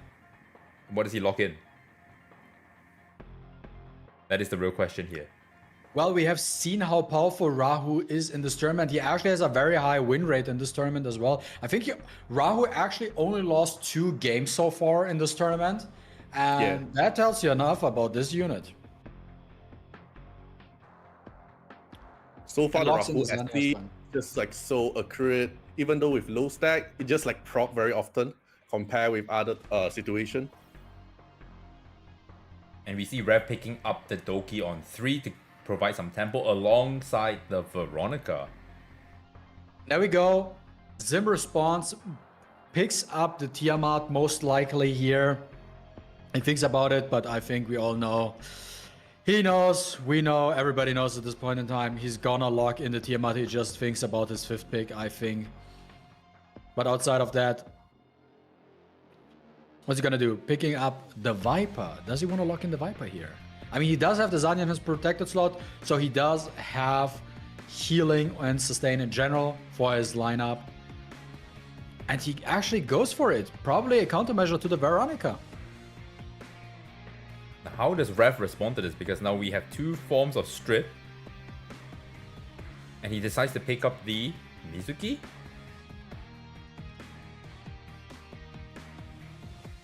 Is he gonna lock in? Is that what he is planning to pick up? Or he decides otherwise and picks up the Lilith instead? Interesting. And And he say- bans out the Tiamat as well. Yeah, because if you were to pick the Mizuki, it would tell the opponent he wants to keep the Tiamat in, but he picks up the Lilith instead, seeing that there is no form of, real cleanse really on the side of Zim. We have seen a little bit of Lilith in this tournament so far, so it's quite exciting that people actually start to use her. But I don't think her success rate overall was that convincing so far. I think she had a really good showcase overall, but she was not really that dominant so far in this tournament. Yeah, but Okay, she still we go got in she the still Lilith. got banned out anyway, so it's not there will be no Lilith game, unfortunately. But we can see that this is just a bruiser mirror, and it's a matter of who can, outvalue There we who go. right now. Zim gets to turn 1 with his Plume, is most likely going to S3, because why not at the end of the day? And the Doki will follow up to cleanse debuffs. And there we go, we see some procs, we see some follow-ups. The Rahu text was paid. Zim made sure that the Rahu is following up today. And there we go, Moonlit Veil from Fushu's active. I think in this tournament also shows like how oppressive Fushu actually is, right? As long as the Moonlit Veil is up with the shielding and everything, that becomes quite annoying to deal with. It becomes very annoying to deal with 100% because the second that comes up, that's when the real grind happens. Because you have to wait it out for 2 turns, and in that 2 turns can feel like an eternity because she keeps minusing her own turn meter. Especially when you don't have like a CC unit that has like a phrase, you will give inevitably your opponent a lot of turn meter boost, right? So they're not necessarily the fastest units, but thanks to the Moonlight Veil, they actually get quite some turns here. And then we got the S3 from the Viper to try to get rid of the shield. Focuses now on the Fushu, does get the follow-up from the Rahu as well as the defense break as well here. Yeah, and that's the power of, you know, Fushu, right? If you have to target her because you don't want to give healing, you don't want to give turn meter to your opponent. And so she becomes a sponge for a lot of damage. And when you pair that with Artisan, when you can see right here from the Holden, it just becomes an absolute menace. Now, what is he going to do here? Is he going to... He decides not to use the S3 to steal up the speed buff. He wants to save it right now because he does not feel like he needs it. And he just want to keep it for the right moment in time. And there we go. Zim still focuses down on the Fushu. He wants to get rid of the Fushu as fast as possible because she is quite annoying to deal with. But he also does get the follow-up. And I think that he's saving that S3, waiting for that Rahu to proc Artisan so that he can just steal that massive shield, right? Exactly. And the way it looks like, it's a rundown game. Zim tries to kill off the Fushu as fast as possible, while Rev tries to kill the Plume. But neither of them are really that successful with their strategy so far. Yeah, because of the Artisan, you know, providing that artificial HP through a massive shield. It's going to take them a while. And also on the side of Zim, he has the Sanya so that if anything goes south, he can always just revive anyway. Now he's going to steal. Is he going to steal the shield? He is going to steal the shield. He gets the steal. Now everyone is topped up again. But the S3 of the Zanya is available. Heals up the Plume and also gives her the HP boost effect. And there we go. Plume is ready and the S3 is up. This could be huge now for Zim. Coming back and just pushing the initiative. Oh, but does not get the strip of the Fushu. This is dangerous. This is dangerous because the Holden is alive right now. And there we go. Viper procs in and strips off everything on Rav's side. Now this is the part where Viper becomes annoying to deal with, also because the Holden cannot kill the Plume because the Viper says, no, I'm here, my damage mitigation effect kicks in, so I'm here to keep the Plume alive. And you can see that this Viper is just constantly, you know, stripping away, putting speed down, controlling the tempo of the match. There we go, Rahu. And there is the kill on the Fushu! Rahu! Rahu's the god of this tournament. Rahu doing Rahu things over here. Unfortunately, the Holden was one turn too late to put the Artisan shield onto the Fushu to protect her. But it is what it is. That's the nature of this game. When you get speed down by a Viper, that's what happens. And there we go. Dude, I think this Rahu is actually on crack. He follows up everything as long as he has the stacks up, right? And as well as countering too. So this Rahu actually does a lot for Zim right now. And there the Plume goes down. The Plume finally goes down. Zim has Zanya on his side, so it does not mean that the Plume cannot come back here. She definitely can. Yeah, to be honest, neither player is really out of the works yet, because we still have to worry about Veronica's, you know, HP shaving and shielding, and we have, you know, tempo from the Doki giving, you know, a lot of tempo anyway. It goes for the double stack on the Zanya, does not decide to revive the Plume because he feels like, does he want to get her back, and then she gets potentially one-shotted by the Holden. So he goes to safe route and says like, nope, the Ifurina effect is kicking in now, and I'm just like, nah, Rahu and Viper is good enough. I don't need the Plume anymore at this point in time. Because you don't have Fushu, so you don't have any sustain anymore. So I can just work you down now. That's all I need. And maybe that is also the better choice because you don't spread Zanya's ability to heal and cleanse at the same time on too many units. Another assist from Rahu. And Rahu is just no, that was a counter attack from Rahu. Oh, that was counter. There we go. S3 from the Viper kicking in, stripping, applying the speed down. And the Jackal kicks in again, and the Doki is about to die here. And there's the counter, and the Doki barely hangs on. And there goes the Doki down. We have a 3v2 situation. Sim is on +1. And the And Rahu there's the assisted following right there, Rahu. dropping the Veronica. And this is pretty much a GG on Ref's side. That's so rare looking at Rahu without any passive stack. Yeah, this Now it Rahu makes is sense just... to bring back the Bloom actually too, because now she can just defense break the Rahu and then he cannot do anything unless she dies here. Oh, survives she's on alive. 1 HP and the Artisan shield goes up on the Plume. Yeah. There we go. Another stack. And the Plume goes down. And the follow-up from the Rahu. And that's game. Match GG. 1. And that will be GG. 1 going to Zim. Oh no. Rahu Oh performance so no, far my is game so good. crashed, guys. Oh. Actually, really. Yeah, my game crashed. Okay, we have some technical issues, chat. We're waiting for Sterbby here to come back. I got out of the Be game and it said patient. fatal error. I was like, oh no. Okay. The Rahu I'm coming just in nuked now. your PC, man. The Rahu kept assisted and also attacked my PC. But it's okay, So we far, are Rahu back win right is now. actually very Alright, high. we are back. We're good. And Blue gets to pick again. Rev gets to pick first pick this time. And off we go. Let's go. This was definitely one of the grindier games we had today. It was this was the very first grindy match actually. Yeah, the first two matches actually went on quite fast in comparison. The real question here is, do we get to see another 2-0? Because so far all Plume matches has pre-ban been winning from Lillian. 2-0, right? And we can see Plume Yeah, pre-ban and the Lillian didn't- pre-ban. Fushi first we pick, didn't had- very standard. We didn't have any actually full free games yet. Let's see. Okay, Zim locks in the Rahu first. He really wants to make sure that he gets the Rahu because he did so much work for him. He's like, nah, I'm not giving Rahu. He's too good right now. And the Tiamat as well. Rev picks up the Lily Yeah, actually- alongside the Holden. Of course he has, because the Tiamat and the Rahu already gone, so he has to put the Holden in the protected slot.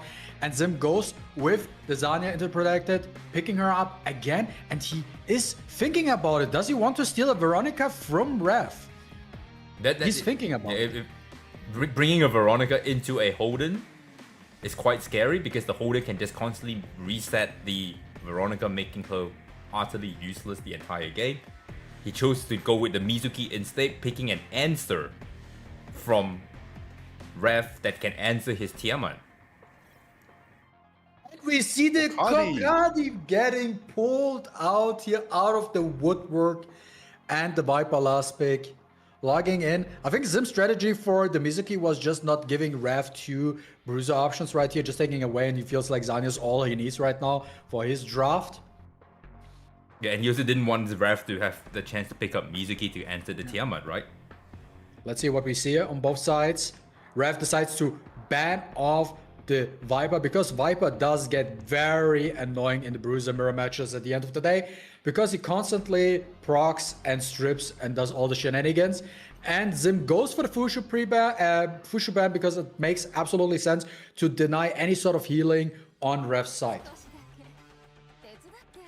Okay, Match so it's two now no healer starts. against healer all over again. Let's see which Bruiser team wins this one. We can see that Rev's side is a bit more aggressive because we have Holden, we have Veronica, we have Kokari alongside Lily, you know, assisting and supporting the aggressive agenda here. What does he plan to do here? Let's see. Instantly resets Resist. and misses. Sanya resists the reset.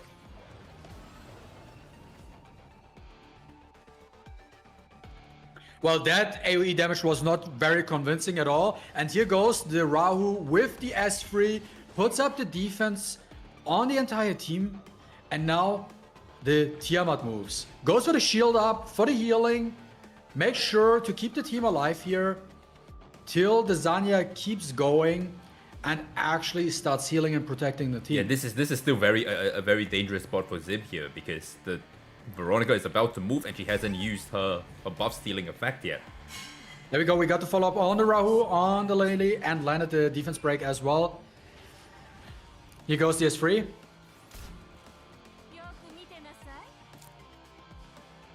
And now the Veronica does have the option to use her buff steal effect right now, but decides to not do that.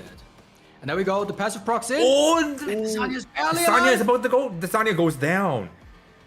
And the Zanya goes down. And Rahu is also as well goes down here. And this looks very good on Ref's side.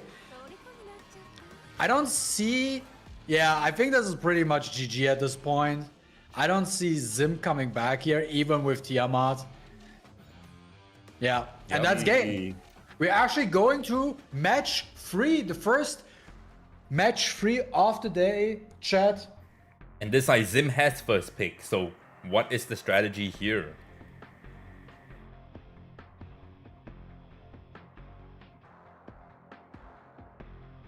All right, and we're going into game 3, 1 apiece. Let's see. What is the pre-bans now? This is actually the first time Rahu did not win the match. This is the first game Rahu actually lost, yes. And Rev decides to ban the Sanya, not giving Zim the chance to play Sanya anymore. And Zim bans out the Lily. First pick Fushu on Rev's side, and very standard first pick from Zim as well with the Plume first pick. But what is he going to pair up the Fushu with, because he gets to pick 2 going second? He picks up the Rahu, not giving Zim the chance to play Rahu this time. How does Zim respond? He could pick out the Tiamat and the Holden right now, but does he really want to do it? But that is something he needs to consider right now. That's actually quite annoying for him because he does not have the Zanya as his option right now. The Rahu is gonna get picked. So the only 2 options for him right now is Tiamat and Holden. Will he go for both of them? He goes for the Linglao into the protected slot. Okay, just to protect and give some sustain. Make sure he has a support on lock so that he can answer the draft on 4-5. But what is Rev going to pick on 3 to secure in his style of play to answer this draft? Let's see. It's very important that he took the Rahu here because the Plume first pick means that he could have gone with the Plume Rahu combo anyway. And you can see that he picks up the Doki on 3 with the Mizuki to answer the Tiamat. What was Zim lock in for his last 2 options here? Holden is still up in the draft, so he could get the Holden as well, denying Rev the Holden pick. Goes for the Veronica, does not want to give him Veronica as well. And goes with the Kokadi, denies the Kokadi from Rev's side. Now we have Kokadi gaming here. What's going on? And you can see Rev picks up the Viper, literally inversing the draft that we see previously. What's going to happen? I think that ban phase is actually not that easy, and I think they probably will take a little bit more time to really decide on what they want to remove from them, because there are a lot of different annoying things they want to remove from each side. Rev decides to go with the Plume, bans the Plume out. Zim still thinks about it. Does he want to get rid of the Fushu? Does he want to get rid of the Viper, or maybe even the Rahu? And goes for the Fushu ban. And you can see that No there healing. there is a very, very, classic, match rematch where Zim will always have a healer and Rev will never ever have a healer, and he always plays the tempo bruiser, matchup, whereas the Zim prefers to play the more sustained bruiser matchup. Instantly puts up the defense buff. And there we go. It's Veronica's time. Does the S2, puts the shield up. And Mizuki is super low on HP right now. What happened here? The counter attack from the Tiamat alongside the HP shaving from Veronica just absolutely destroyed her HP, yeah. And there we go. The Linglao uses her S3, puts up the World Prayer, puts up the immunity, gives the Tiamat a lot of stacks. She's already on 4 stacks right now. But now it's Holden's time. Going for the S3, AoE, defense up. Tries to rush down, and there is the Bramble proc of the Tiamat. And here goes Captain Crack S3. First action. And there comes the counter of the Viper. And Mizuki goes down into proc, into Khaleesi mount, into AoE. Is it enough? Not quite. But Gets the almost counter. and two Oh. Bramble procs. And here goes the Doki. It's looking very grim for Rev right now. Can he actually come back? This is not easy because also you have to consider that the Tiamat still has the Amber ability up. So even if you kill her, she's not dead. And here's the S3. So what? Viper kicks in. You can see that the didn't get Kokari to is also strip. very low, but because there is the Ling Law on the other side, the Kokari survives And there and we it's go. about to go into an S1, into an S2, and everything just GG. explodes. Game 3 goes to Zim. GG's in the chat. Kokari in this tournament so far is on a 100% win rate, which is quite funny. And we can see that now we have, 2-0 on Borg, 2-0 on Splunk, and a 1-2 match this time, not a complete wipeout. And now we have we're our gonna last see game. Alien Mist and Tana going to have for the last top 8 before we go into the top 4. And now we have our final top 8, yeah. Let's see. Also, chat, just to let you know, after the top 8, we will have a 5-minute break before we go into the semis. All right, and this will be the best of 3 for the last top 8. Let's go. Islanders versus Thana. Excited? Now Let's see. Thana has been showing had a very strong showing yesterday. Let's see if we can keep it up. We see the Lilith pre-ban on Tana's side. He also gets the first pick, and Alienus pre-bans the Lily here. What is Tana locking in as his first pick? Goes with the Plume. Fairly standard. Fairly standard first pick. Also a fairly standard first 2 picks from Islanders as well. Fushu into Rahu. And the Fushu is on Halloween instead of Supernova. How does Tana respond here? So he cannot use the Lily Tiamat combo because the Lily is pre-banned in this first match. How does he decide to respond? Goes for the Zanya as his potential second pick. He still thinks about it. No, and decides to go with the Holden in 2. And maybe wants to actually slot in Zanya in 3. No, it goes with the Tiamat in 3 as well. Just denying all the bruises that Islanders can choose from. Because he has the Rahu, and Thana just said, I will take the other 2. So now he has to play a more supportive role here. And, right now on 3, what does he plan to lock in here is the real question. Because this is an important part for Islanders on how he wants to play this game. He decides to take the Viper on 3. But what is he going to take for, another DPS? Because we can see that this Viper is on Jackal Guard and it's not on Golden Lion. He's hovering over the Veronica. He's deciding on the Veronica. And finally locks in the Veronica. Now Tana with his last 2 picks.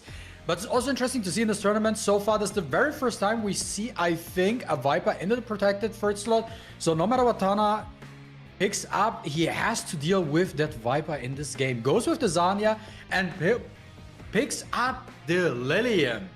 Interesting. Interesting taking the Lilium into a Viper, because Viper has been known to be what counters Liliums, right? With the speed down and the attack down. That means that Lilium does not do a whole lot of damage here. But what does Islanders pick up for a force ban on 5? Goes with the Mio. Mio, interesting. This is the curveball I was talking about here. We need to see some curveballs, and that's exactly what you need to do to have a chance of winning in this tournament. Tana bans out the Mio, which is probably the right call. And now Alanis is still thinking, does he want to get rid of the Plume for the defense break, or even maybe the Zanya with, because she's the single source of healer. But does go for the Plume. Just Now get we rid of the have- Plume altogether. Okay. The first match of round 3 is starting now.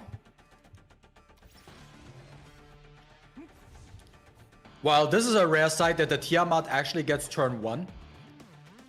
This is a this is an insane match. What is the Tiamat doing getting first turn? Oh, is he here? Does he actually want to hit something bing bong with the S1, or does he want to just shield up to kick things off? I mean, if you That is shield the up, if you question shield here. up over here, the Vero can very easily just steal your shield and your healing. So True. So he does go with the S1 into the Veronica.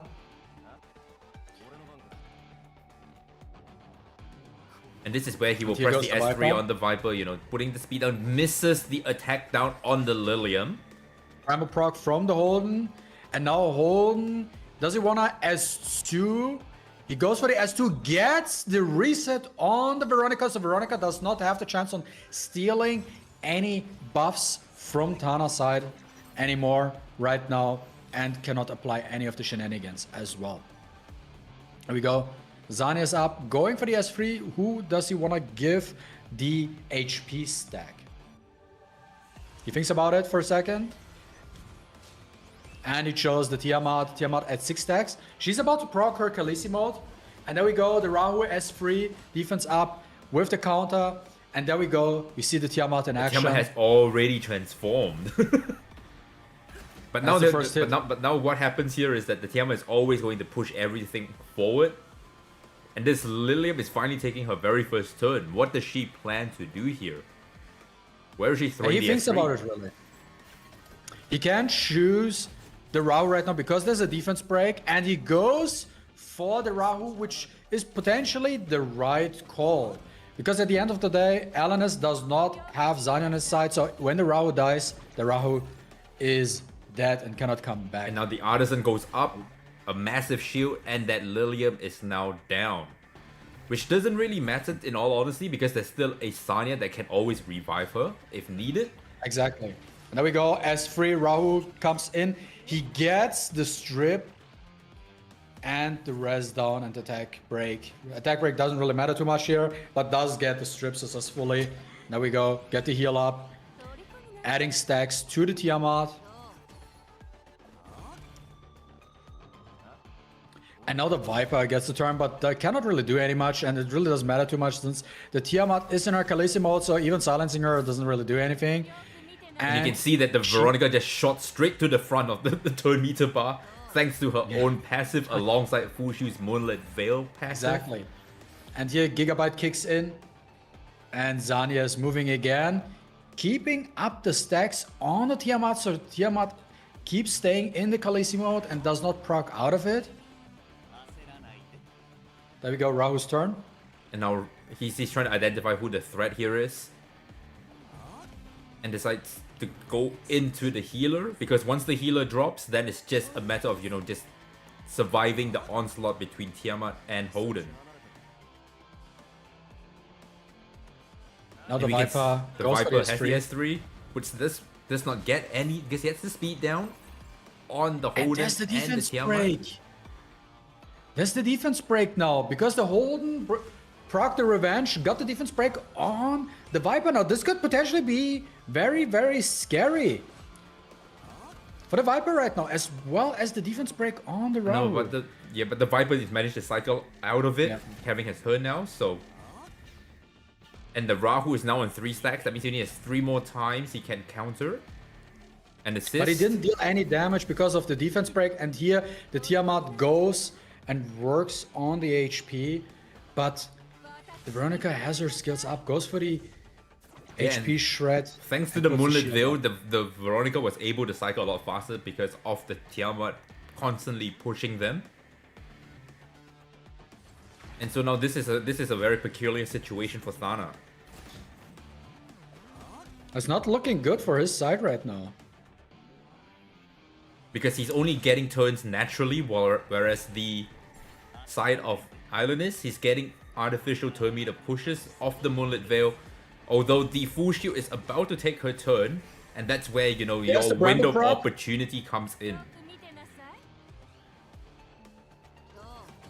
There we go, CDS1 working Okay, down on tried the to Zanya. fish. He tried to fish for the Rahu assist here, but did not get it. First time probably, the Rahu Oh, did not and follow up. that brings the Sanya down. And it's now a 2v4 situation. Tana has no form of sustain anymore. And the Tiamat is also low on HP, so her damage is not the greatest, even though the Ember is still up. And you only have the Holden on your side. And you can see that There we go. the Tiamat could not even break the shield from the Rahu because of the defense up, the 8 stacks of Wrath, the Artisan defense. This is not looking good for Thana right here. Now he's deciding whether he wants to do more damage or he just wants to, you know, just press the S1, gets the reset. That's the Artisan. Has the chance to reset one of the units.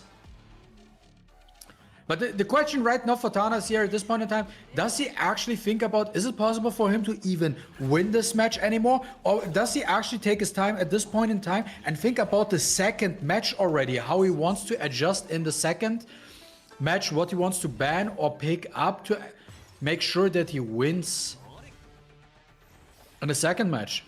Yeah, it's an interesting predicament that he is in right now because he still has one more turn or one more life from that Amber on the Tiamat, so he still has time to think and play it out. Because he might be able to just get some lucky procs here and there that could win him the game. There we go. S3 is up for the hold. You wanna strip off the shield. And Thana just gave and up. Tana decides to scoop and says, no, that is not winnable for him anymore. And he doesn't want to waste everybody's time at all right now and decides to scoop. And we go to match 2. Can Tana make a comeback here? Blue Because side if he here loses, Blue side is the one that's going to be first picking, so Islanders will be getting first pick. Just waiting for Islanders to get ready. And then we but are off that to might game not 2. be a bad choice.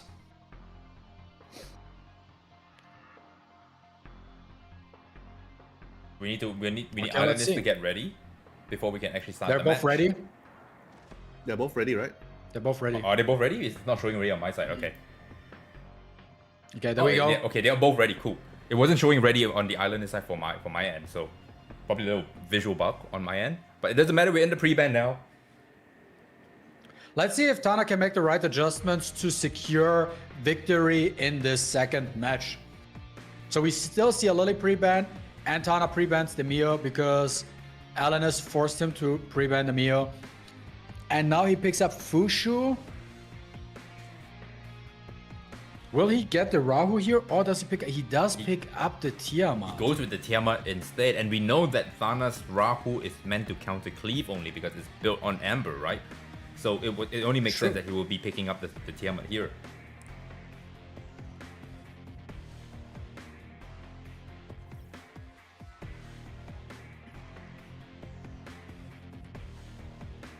There we go. Holden is locked in. What is he going to pick on 3? What is he going for? Yeah. So he locks in the Rahu, securing the Plume Rahu combo.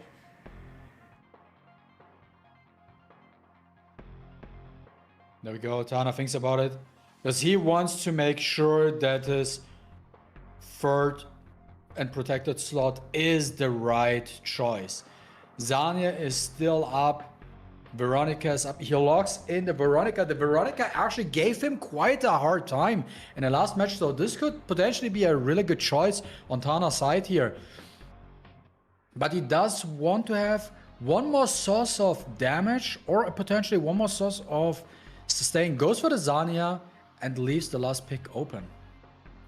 Now Thana has finally picked up his a second healer, and Island still has not finally picked up his healer, actually. We were about to say he didn't pick any healers, and now he just got his Ling along with the Lilith on 5. So he has a little combo going here between, you know, Plume and Rahu, or Plume and Lilith, because there is always a stripper into, you know, a heavy damage or CC. How does Thana respond here? I mean, he does need some sort of damage and goes with the Viper. Goes with the Viper. What do you want to ban in this type of situation right now? Atya, what do you think? I think that I will actually ban enemy Plume, and then if I have to ban on Tanya, I might actually ban the Tiamat away because there's two healer there. The combination for Tiamat is actually going to be crazy. Interesting. Cool. But they're really deciding what to ban here, and we can see on Ireland's side, the Linglord gets banned and the Viper gets banned on Thana's side. So we have on one side no sustain whatsoever, and on the other side we have one source of DPS. I would say that there's two sources of DPS on Thana's side because at the end of the day, you know, the HP shaving can be very, very painful and detrimental at the same time. That is true. That is true. Let's see what's going to happen here at the start. Focusing down on the Veronica. Veronica gets her turn, and we have seen many times so far that Veronica likes to start off with the S2, but decides to go with the S3 and steals off the Bulwark from the Lilith, and that might actually be the right play, because now Lilith can't do anything. Yeah, Lilith gets an extra turn here, which doesn't do anything. I mean, it does help at the end, but still. There we go. Zania is about to S3. So this has basically stalled one turn for Thana. He has to do something significant here to at least mitigate the Lilith stun lock that was about to happen. Fails to strip the Tiamat and the Fushu. Does get the strip on the Veronica though. And then we get the S1 on the Holden. Holden is down 50%. And here we see the Rahu AoE. Oh, and there's the Tiamat proc. Khaleesi mode. We see a little bit of damage and the procs coming in. The Brahmans goes kicking into Amber Ice state because the Fushu is not online yet. It's finally going online now, and she transformed way too quickly. Exactly. And finally, Fushu gets her turn to actually put Moonlit Veil up. This was a little bit too late. But still, Dana still has a chance to come back here because he does have a lot of sustain on his side. But the Lilith. But now Lilith is finally going to do her thing. Yeah.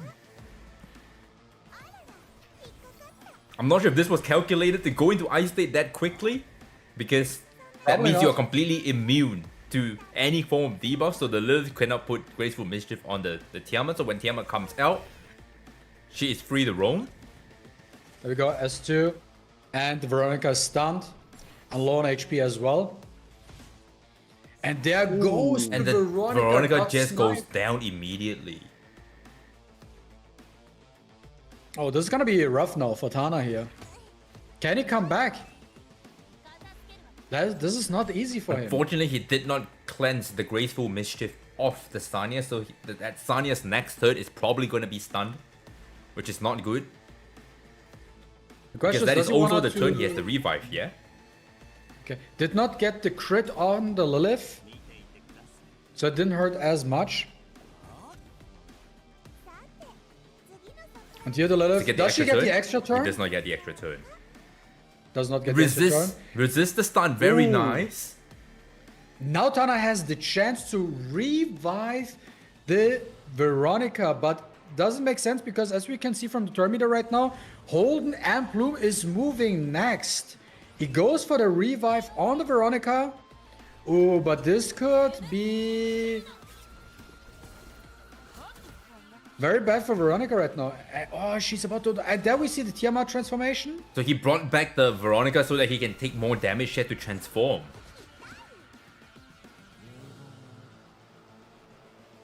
Is he going to kill off the Veronica?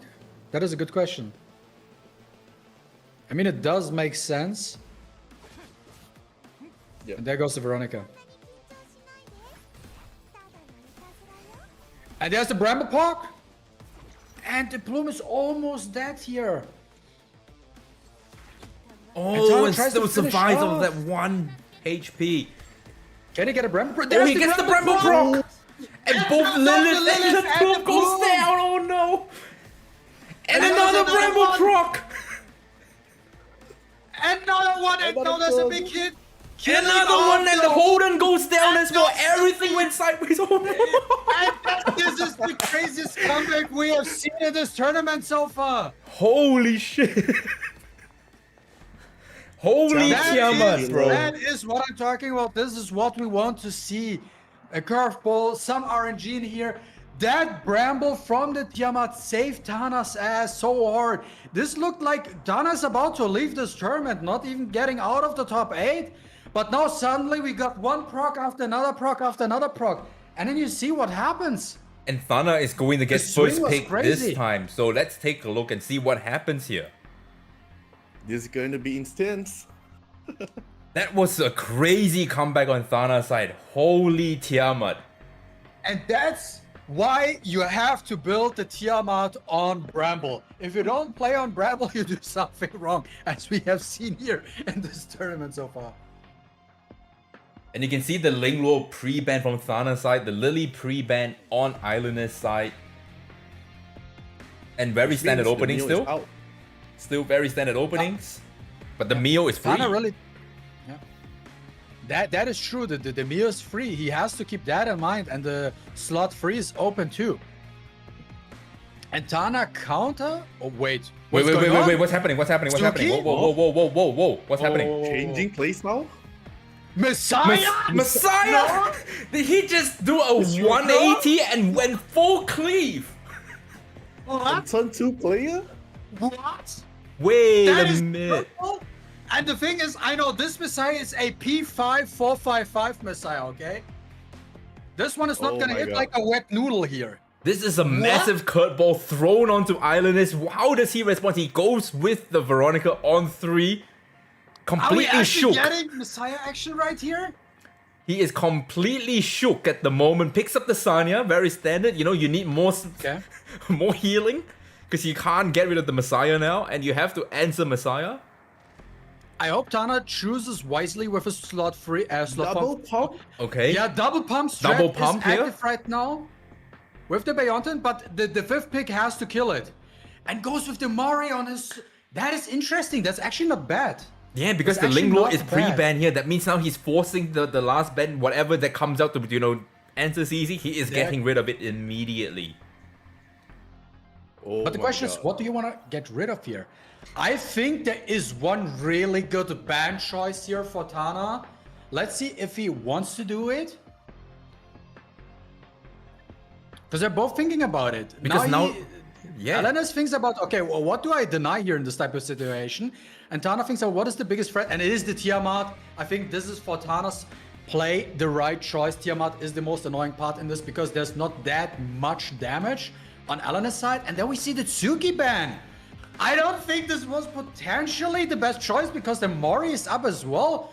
This could be a really fast one. Let's see what's gonna happen here. I'm super excited. Wow. Crazy. Okay, let's see. Does this strategy work for Tana? This is the biggest curveball in this Oh, the tournament so Veronica far. is very Let's see if slow. it plays The out. Veronica is very slow. The Veronica is very slow. So this could work. There is the attack buff with the Mari. The Mari provides a natural 30% attack buff. Don't forget about that.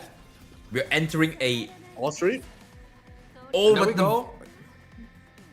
the Soul Ward is The going to go Veronica- up. I got captain. But it still it doesn't matter because the Mari moves next. Even with the Soul Ward, he cannot one-shot potentially. But still, it doesn't matter because the Mari can full CC the team. Does he So you get? Does he just get need to 4 cycle CCs here? once. Does he get 4 CCs here? He gets it No. all. He gets full CC. And now S2 is coming up. Push Messiah up. he's deciding Is it whether going he to be wants to get the S3 crit for the damage crit buff. damage? He's deciding if he wants to get the crit damage buff. I think I'm not Okay. sure. I don't like this. I think the Messiah right now getting a Messiah S3 out first would have been a better choice because the Plume is about to follow up and could have just swifted entirely. Doesn't And matter, there he just goes- one-shots That's it. everything! GG. And it's Finally. Messiah wins his first Good match! job. Messiah wins his first match, guys! Yes.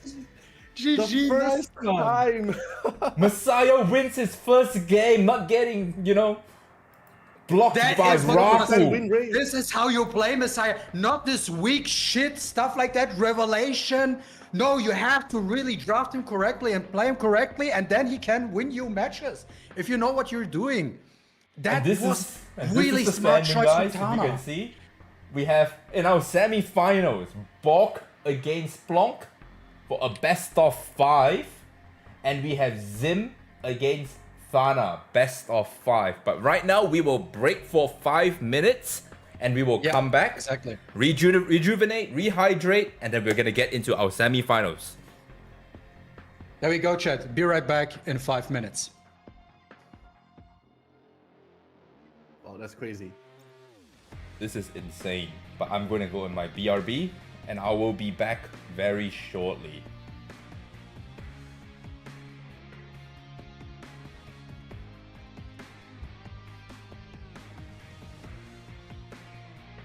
Messiah still king of clave, yes, for sure. Just that it's hard to draft a Messiah build.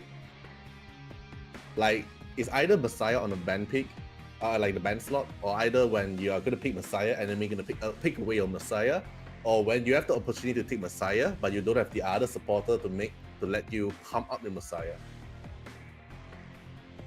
So that moment is actually unpredictable, because especially when Tana is actually playing like turn 2, and then suddenly just go into turn 1, and then just outspeeding the enemy, well, because he's actually playing turn 2 the enemy, because they also didn't try to outspeed it. And then also successfully dispel all the immunity from the enemy. Then Mari successfully land all the purification. Like everything the RNG needs to actually land in order to make that happen. Like imagine that you actually fail to dispel the immunity, and then Mari fails to apply the stone, and then Fuchiu put up a shield, Sanya does the thing, Veronica does the thing, then it's actually tough for Messiah to play. Like all the RNG needs to line up accordingly to actually make that happen. That's actually very good. Like all the RNG actually lands, all the defense break, all the dispel, all the purification. Just so good. Just thought to make the Veronica buff down before the burst. Messiah, yeah.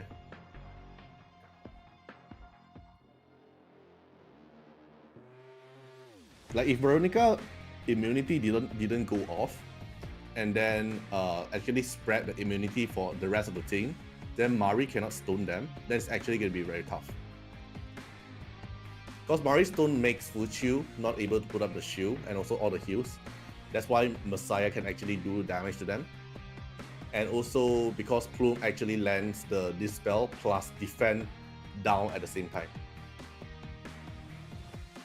The RNG layer is actually pretty tough, but it did happen.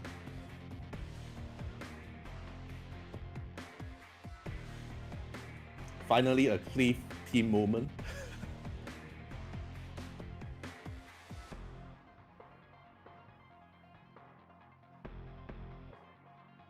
Chat, among top four players now, who are your winning bet? Like now, the top 4 we have like Borg, Splunk, Zim, and Hana. Who do you guys think will actually go to the top 2? From your guess. Is his secret weapon? Yeah.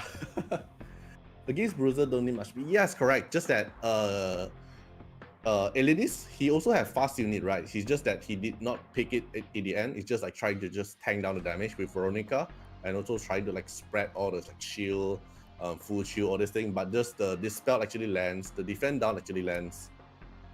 Yeah, it's a very good moment, and also the control as well.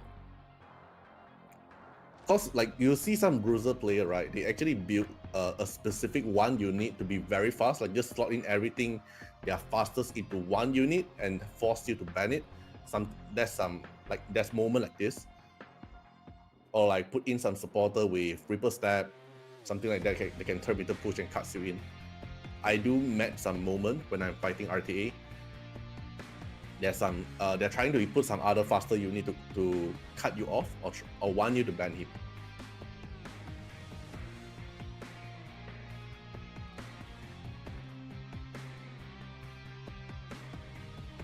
But yeah, if you want to play Cliff, obviously the speed, you need to be fast, right? If you're not even fast, then Cliff is not the thing. Yeah, he lined up the perfect draft for all the Messiah. Like, Messiah with double palm, with the Plume Dispel, and also the CC Mari. Because with Mari there, you don't need attack buffer anymore. So even enemy ban away the Tsukuyomi is fine. You just lack of one double palm, but you have Mari as the natural attack buffer and also CC as well. That's also one of the draft I actually play in RTA as well. It's actually very, very good. Yeah, so let's say if I'm playing, like if I'm at Tana position, I'm using all the draft. And if enemy like Elenis actually just pick in a Freya in the lock slot, let's say he put in a Bulwark Freya in the lock slot, it's actually going to be tough because that Freya probably is gonna outspeed you, right? And if that Freya actually put up like S2 or S3, it's actually going to be annoying to fight with.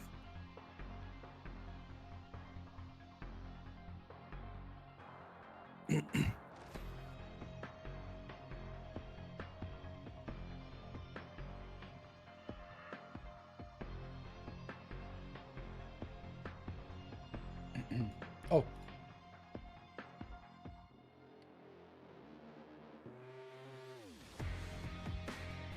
Okay, I'm back, guys. I'm ready. I was on mute. I was muted the entire time.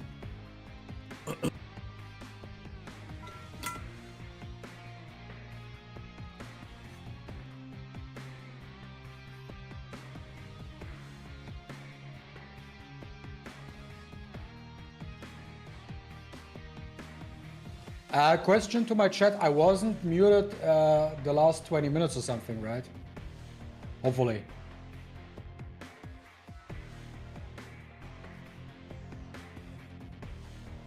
All right, I am back. All right. So do we start the top 4 now? We'll wait for M to come back and then we'll start. But M is back, right? Okay, cool. Are you there? Okay, we are all there. We are all there. All right. Okay, so there we go. Our top 8 ended and then it's officially done. So huge congrats to the top 4 because the moment you reach top 4, you're secure with the prize pool already. No matter you win, no matter you lose or not, you will still get a guaranteed prize pool. So it's congratulations for everyone to actually reach the top 4. You actually fought through some of the best tournament to get here. So next up is going to be the top 4 semi-final. But same thing, the format is just going to be best of 3. It's not going to be best of 5. So players still have a bit. No, it's best No, of 5. it's best Right? of 3, right? No, it's best of 5. It's best of 5. Semifinals is best of 5. It's best. No, it's best of 5 from here on out. I saw from the draft is No, it's best of 5. best of 5. All right. So now it's going to be best of 5 instead of best of 3, and now we're going through in the semi-final. All right. So Sterbby and M. Okay, and now we Let's have go. Bok against Splunk. Best of 5, random first pick for the first match. Let's go into the semi-finals. Let's kick things off with Bok and Splunk. Now the good thing about this is that they have time to see what the opponent has played in the best of 3, so if they've been taking notes, this is a good time to, utilize whatever you have note taken to try to win yourself into the finals. And both of them decides to pre-ban Veronica. Interesting rebound situation here. We do have a Bruiser mirror match right here, right there.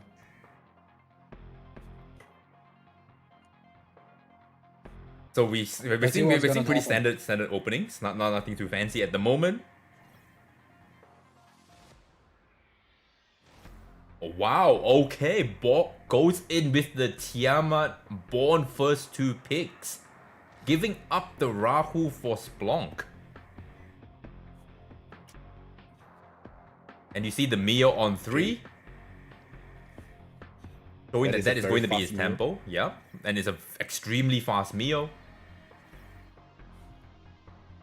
And Bok goes with the Doki on 3 with the Nymphonia, giving the attack buff and Rhyme Bloom, plus, the cleanse and the health equalization for Tiamat, and Born as a fantastic support.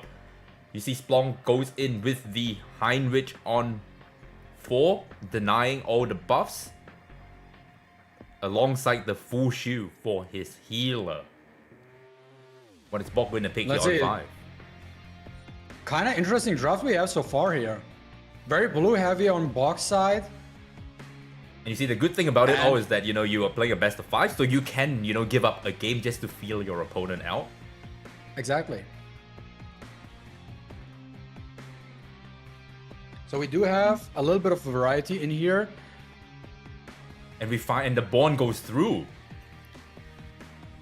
Born with Ninfornia. And Splunk plays like a hybrid style here, having CC and Bruiser in his loadout. And also we're seeing Nymphonia for the first time in this tournament. And that counter attack there we from that Tiamat is putting that Mio in danger already. Here's the Plume, goes for the S3, puts up the defense break and the weakness on all of them. And the follow up with Heinrich is coming in, S3, putting last words debuff, working down, applies all the debuffs in the world. And there we go, Fushu moves next, goes with the healing and the Moonlit Veil. And the interesting thing here to note is that this Doki is on Codex, which means he cannot get rid of that. That And buff actually block. Mio cut in and put the freeze, which is very important right now. But there we go, Brock think that- S3 from the Born. Does not kill the Mio. The Mio barely survived. There's like 2% HP left on her. And now the wound is on the Tiamat. The Tiamat is in massive trouble at the moment. And we know that this Mio has, insane accuracy. There we go, there's the proc, but no healing for the Tiamat. The Tiamat is going down now. And it's looking very rough on Bog's side for match 1. There we go, S2 Fushu focusing the Born, getting the heal on the Mio, gets the S1 freeze. We on know the that board this with the S1 Jackal. on the Mio has always hit at this point in time. So this Mio is absolutely scary. Now it's time for the Doki to actually cast her S3 up. There's no freeze, so it does work out. But here, Mio moves again, uses the S3 this time, pushes back Box team, and there we go. S3 Plume is ready once again to apply the defense break and the weakness effect. And he's really hard focusing the ball, and the bomb goes down. And yeah, I think that's game. That is Match game. 1 so goes far. to Splunk. But that's fine. I think now we can see that, Bok has first pick over here. And so let's see how Bok answers Splunk in this game too. Because you can always give up the first game just to feel your opponent out, see how they play, and then get back into the game. There's always that comeback factor with a best of 5. Let's see how Bog adjusts in match 2. So he actually gets the win here this time. So we see the Okay. Mio pre-ban. Mio is finally pre-banned on Bok's side, so Splunk can't get to play with Mio. That means that Splunk is going to change up his game plan a little bit because he's always picked Mio on 3. So There we go, he goes with the Fushu. standard openings And- right now from both players, Yeah. not showing their cards. And we saw what happened with Thana starting with, Plume first pick and then going into Cleave. Yeah, that could be also an option that is up for Bog right now. Right? We never know in this type of situation. But Splunk really thinks about it right now. What does he want to slot in? Gets the Rahu into his second pick. Playing it safe, not giving your opponent, the Plume Rahu combo. But how does Bog respond? He takes up the Tiamat on 2 and probably locks in a healer on 3. Let's see what's going to happen here. Picks up the Sanya on 3, guaranteeing himself, some form of sustain and revive. The question is, how will Splunk respond here? The Mio got pre-banned, so this is not up for option right now. Is he going to use Heinrich this time again? No, he's going for the Doki, picking away the Doki from Bog right here. Goes for the Amber Holden for his 4th pick. Very interesting that he used the Doki on 3 there, because you can see how Splunk drafts. His on 3 is always his tempo giver. Whether it's Mio and whether it's Doki, it's always some kind of, tempo provider. I think Splunk's strategy could also be here to lock in a CC unit in his 5th pick, because with the Doki in his protected slot and the 5th pick being open right now, he doesn't give Bok a chance to respond with any sort of anti-CC mechanics.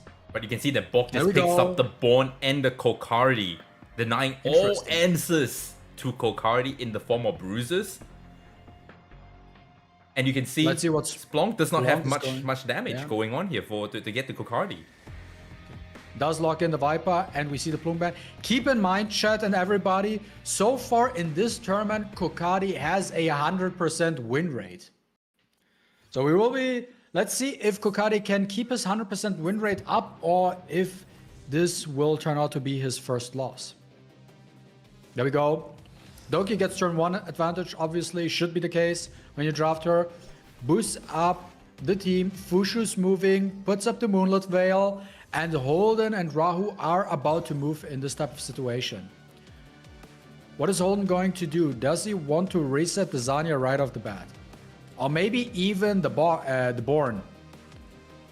Because the Born S3 does hurt and has the ability to passive ignore. Let's see what he's going to do. No, instead he goes for the S3, puts the attack break on the Born and the Kokardi, which also makes a lot of sense in this type of scenario here, because Bok is using attack scaling bruiser units. And we'd see that the Zanya did not get rid of the attack down, which is not good for, for Bok. No, oh, there's the defense break on the Born right now, and Rahu is hitting, but it wasn't that much damage. Just a little bit. I expect a little bit more, but no, here is the Kokardi moving, doing a little bit of chip damage at this point, because he's also attack broken right now. So don't expect that much damage coming in from the Kokardi. The Kokardi is more or less just there to be annoying. And you can see that both the Holden and the Rahu have already used their AoE, so there is no more, form of interaction with Kokardi at the moment. So Kokardi has time to ramp up.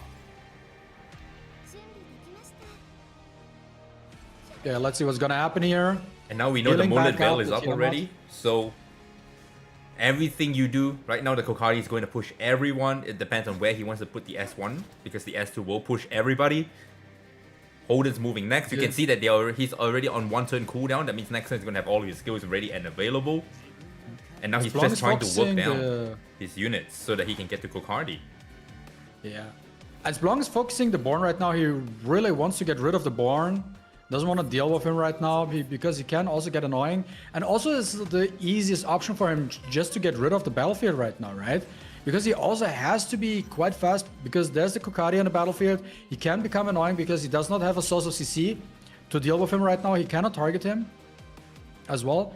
And there we go. Fushu's coming in with the S2, healing back up.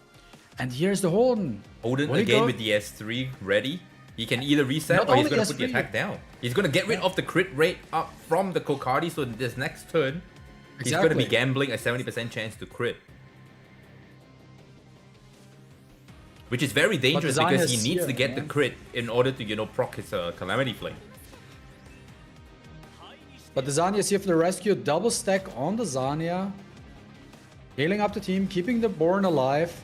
And there we go. There's the follow-up. There's the tax payment on the Rahu. Let's see how this turns out. And this is where the Born drops. To kill off the Born. Etherina effect kicking in, dealing more damage to the Born, elemental advantage, all that good jazz. Here's the Bramble proc from the Tiamat. You cannot underestimate the Tiamat in this game with 20 stacks, as well as we have seen in the matchup LNS versus Tana, where the Tiamat did make a huge comeback with a bunch of Bramble procs. So this is far from over yet. And here's the Rahu S3 defense up. Working down the Tiamat so she does not deal as much damage, even though she has infinite stacks right now. And it's important to note that this Tiamat is absorbing a good amount of damage, keeping that Kokardi relatively healthy, because Kokardi is very, very squishy. And now this is a Here matter we of whether go. he crits or not. If he crits here, he is going to proc. The S2 gets his crit rate up again. And the Doki's about to die The here. Doki is about to go down, but the Artisan might be here to save the day. Who knows? It is enough to keep the Doki, but will the Doki? But that She put that, actually stays alive. but that But puts everyone is super the low. that puts the Holden in danger at the moment. But the shield goes back up on the Fushu, thanks to the Once Doki again. and Fushu combo. But Zanya has now the ability to revive Born, but I don't think this might potentially be the best course of action right now. I think he just want to keep his units alive right now. And he goes for the heal, which makes absolutely sense. And here's the Kokari with the Kokari count getting- buff using the S3. And that kills off everything. Gets the kill on the Doki and procs the Amber off the Holden as well. And here... And now Splunk This is is where in Kokari danger because he cannot get to Kokari in time. And that this is what's Tiamat is super still dangerous. alive. And that Tiamat is still alive. Yes, it's thanks to that Tiamat being alive for a long period of time. Damage sharing, putting pressure on the opponent. The Sanya protecting her, keeping her healthy so that she can constantly damage share. And you see that there was There no we go. chance for the Splunk to get to Kokari, and Kokari takes the game.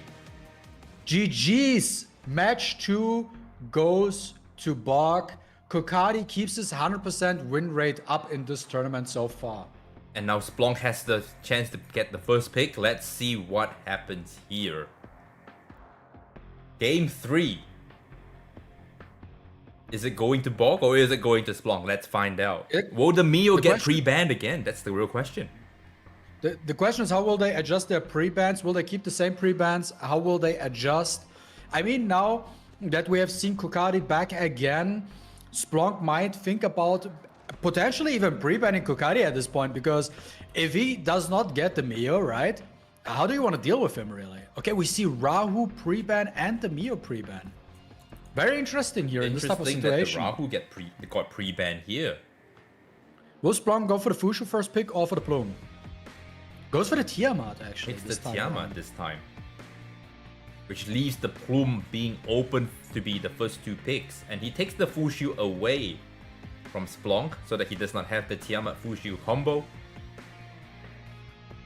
But is he going to pick up the Plume here to supplement the Fushu? Not showing the draft yet.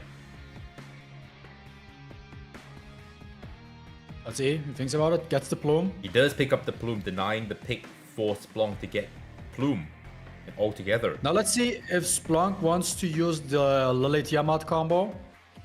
But he definitely needs to lock. I think we're gonna see a Zanya into the protected 3. Potentially Lily now. No, he goes for the Zanya into 2.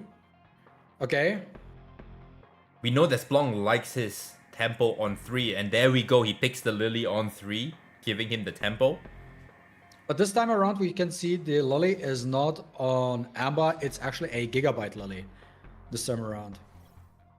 And Bob picks up the Doki Doki on 3, giving himself also another form of tempo, keeping the Doki and Fushu combo alive, and picks up the Born on 4.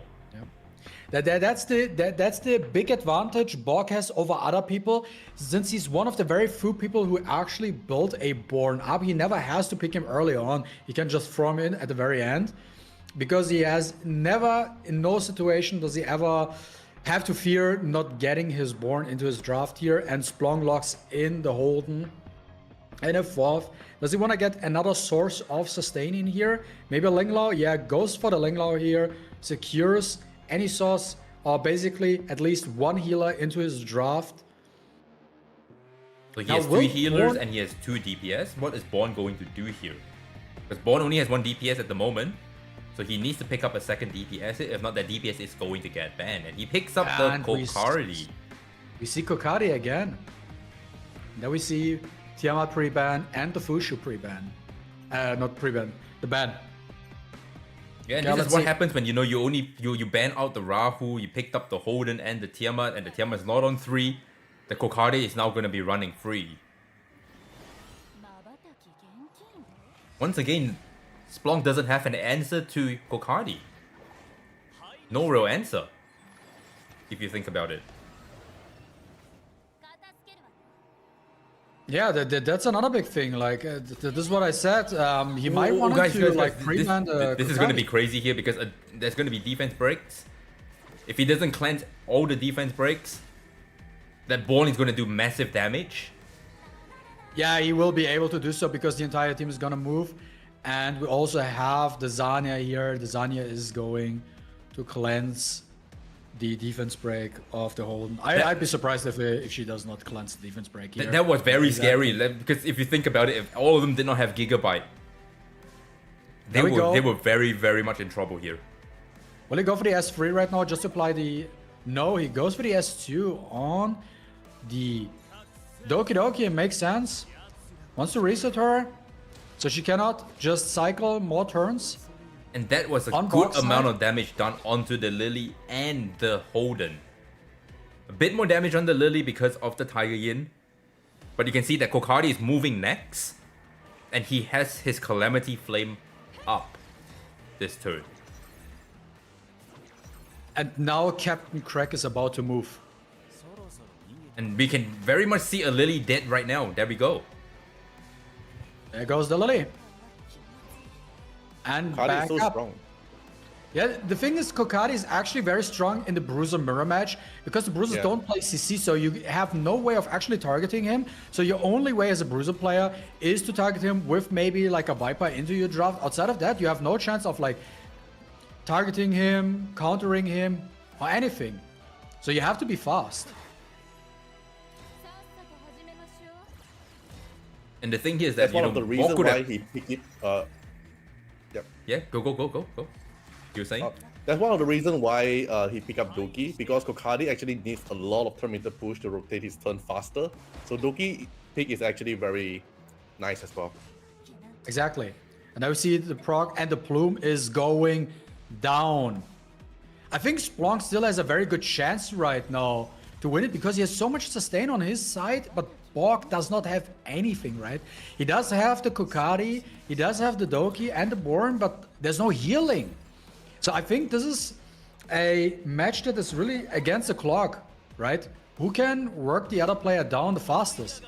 And there goes down the Lily a second time. That was the clock that Borg was presenting to Splunk. If he can get to Kokardi early, he wins the game. If he can't get to Kokardi in time, then it's game over. And the fact that, you know, the Born now has his S3 up passive ignore, that Ling is about to take a massive damage because of the Tiger Yin, and instantly goes down. That was huge. Kokardi And now He's the trying to S3? secure his comeback. And here's the S3 from the Kokardi. Does he get the passive proc? I'm not sure if No, it's he does active not. right He does now. not. Not It's this not turn. active. Next turn, he's getting it, and he'll be on 14 stacks, so it's going to do a lot of damage. And the Kokardi is I think it's already at so soon. 13 stacks right now. Also, very good mentioning from Alex in the chat. He says, Doki is an interesting response to CC when you draft Kokardi into your lineup. So he does not get CC'd at all. So he keeps being untargeted. All right, and now we're going to see the S2. Massive damage onto the Holden. The Holden is on Amber, so there is a second chance to come back, but I don't think it's enough. I do not think it's enough. It's still true. The Amber's still active, but I don't think it is enough. Oh, This and the type of passive situation. ignore is up, and this is just going to cleave through Ice And- State. The Tiger Yin as well is also up here. GG's. And the less units you have into your draft, the stronger Born's S3 becomes. And now Good Borg job has, to Borg. and now Borg is in a favorable position because he has first pick, going in with a lead as well. So Yeah, Borg is one victory away from advancing to the finals. Let's see. Will this be a 3-1 or can Kokardi Splunk then. force a game 5? Yeah, I think this is the right choice here from Splunk's side because he has no real answer to the Kokardi whatsoever, especially since Borg keeps the Mio banned. okay, Borg picks up the Tiamat on first pick.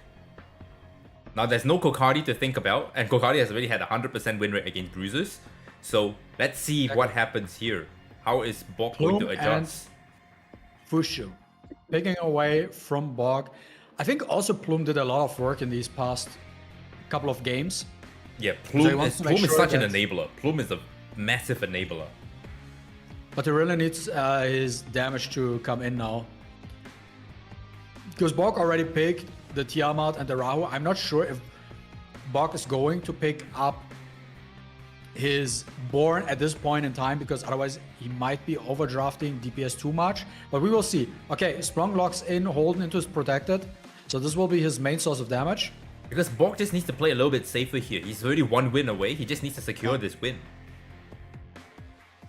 And Splunk picks the Heinrich, and we see Aya!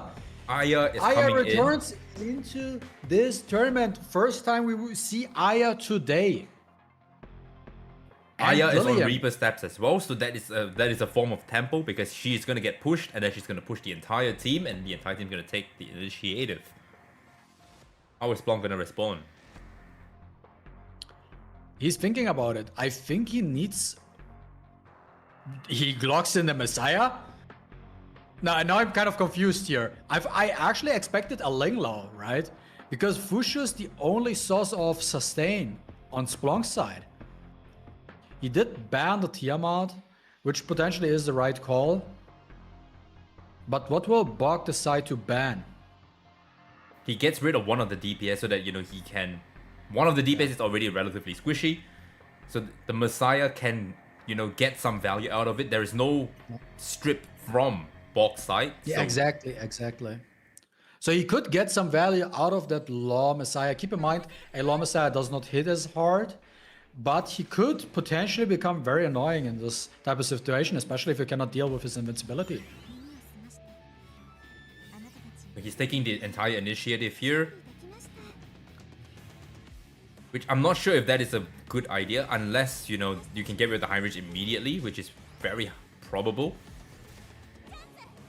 But the Taigigin goes into the Fushu. Immediately the Fushu. Now, this is actually a very good target for Lillian, because she's also on Taigigin, so I expect her to deal a lot of damage right here, right there.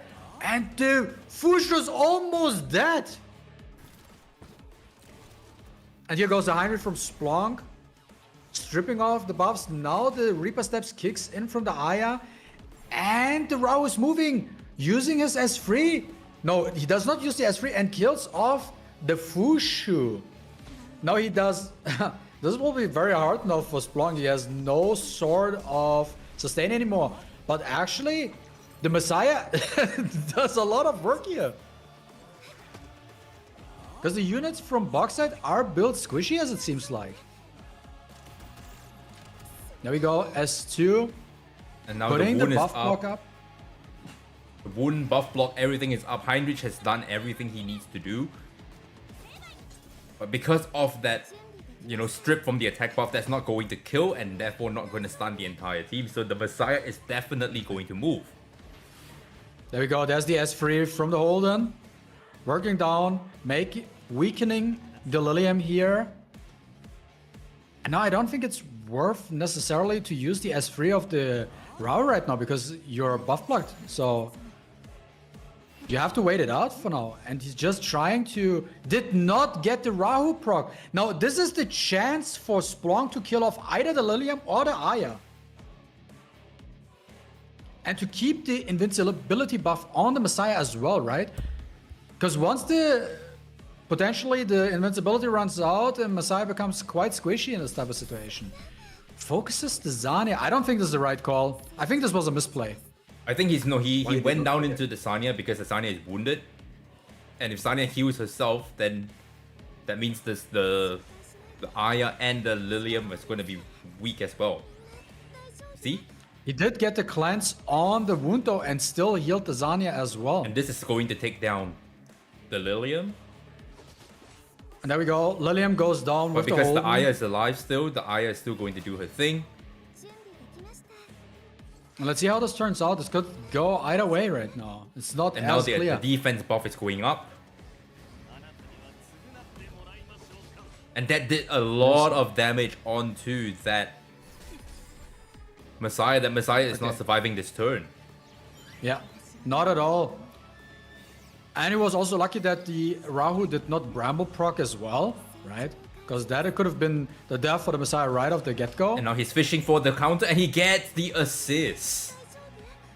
And there we And are. that is game. And Bob That is game. wins. And That advances is actually very good. to the finals. Well, Rahu has a really great showcase so far in this tournament, as well as Kokari. Yeah, the two very, very important Very bruises. strong picks. One is defense scaling, one is attack scaling, and we can see how, you know, Kokari has started to shake the meta up a little bit here. Punishing you if you go too heavy into, you know, single targets. And that's what we like to see here. But moving on to our second semifinals, we have Zim against Thana. This will be also an interesting matchup. We've seen great performances from both players so far. Let's see what strategies they choose this time around.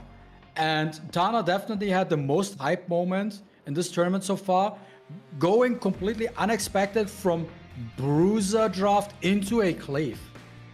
Yeah, and so that gives Zim a lot to think about, because what do you ban, right? He instantly And that bans out is the the- Messiah. And there's instantly the Messiah pre-ban, because there's also a lot of mental psychology behind all this, right? So you showed off the Messiah, so now he's scared of the Messiah and chooses to pre-ban the Messiah instead of, let's say, the Lily, for example. Opens up the door for Tana to draft his Lily Tiamat combo. Yeah, he forces Thana now to play Bruiser because the Messiah is now banned, but who knows, there might be another curveball that Thana might just throw to Zim.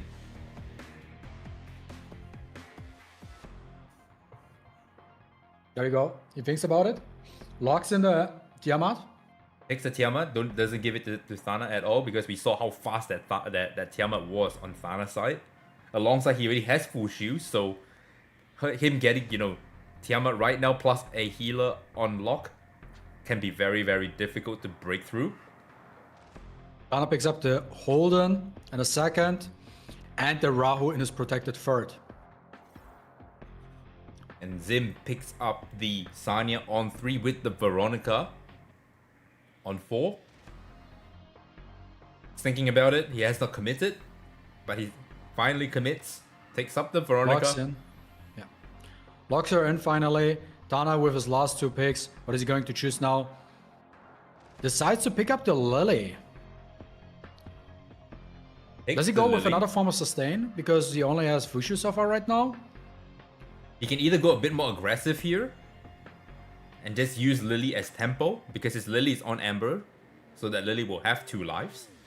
Or does he, you know, There are buckle layers. down a little bit and just protect the Rahu? Takes up the Viper.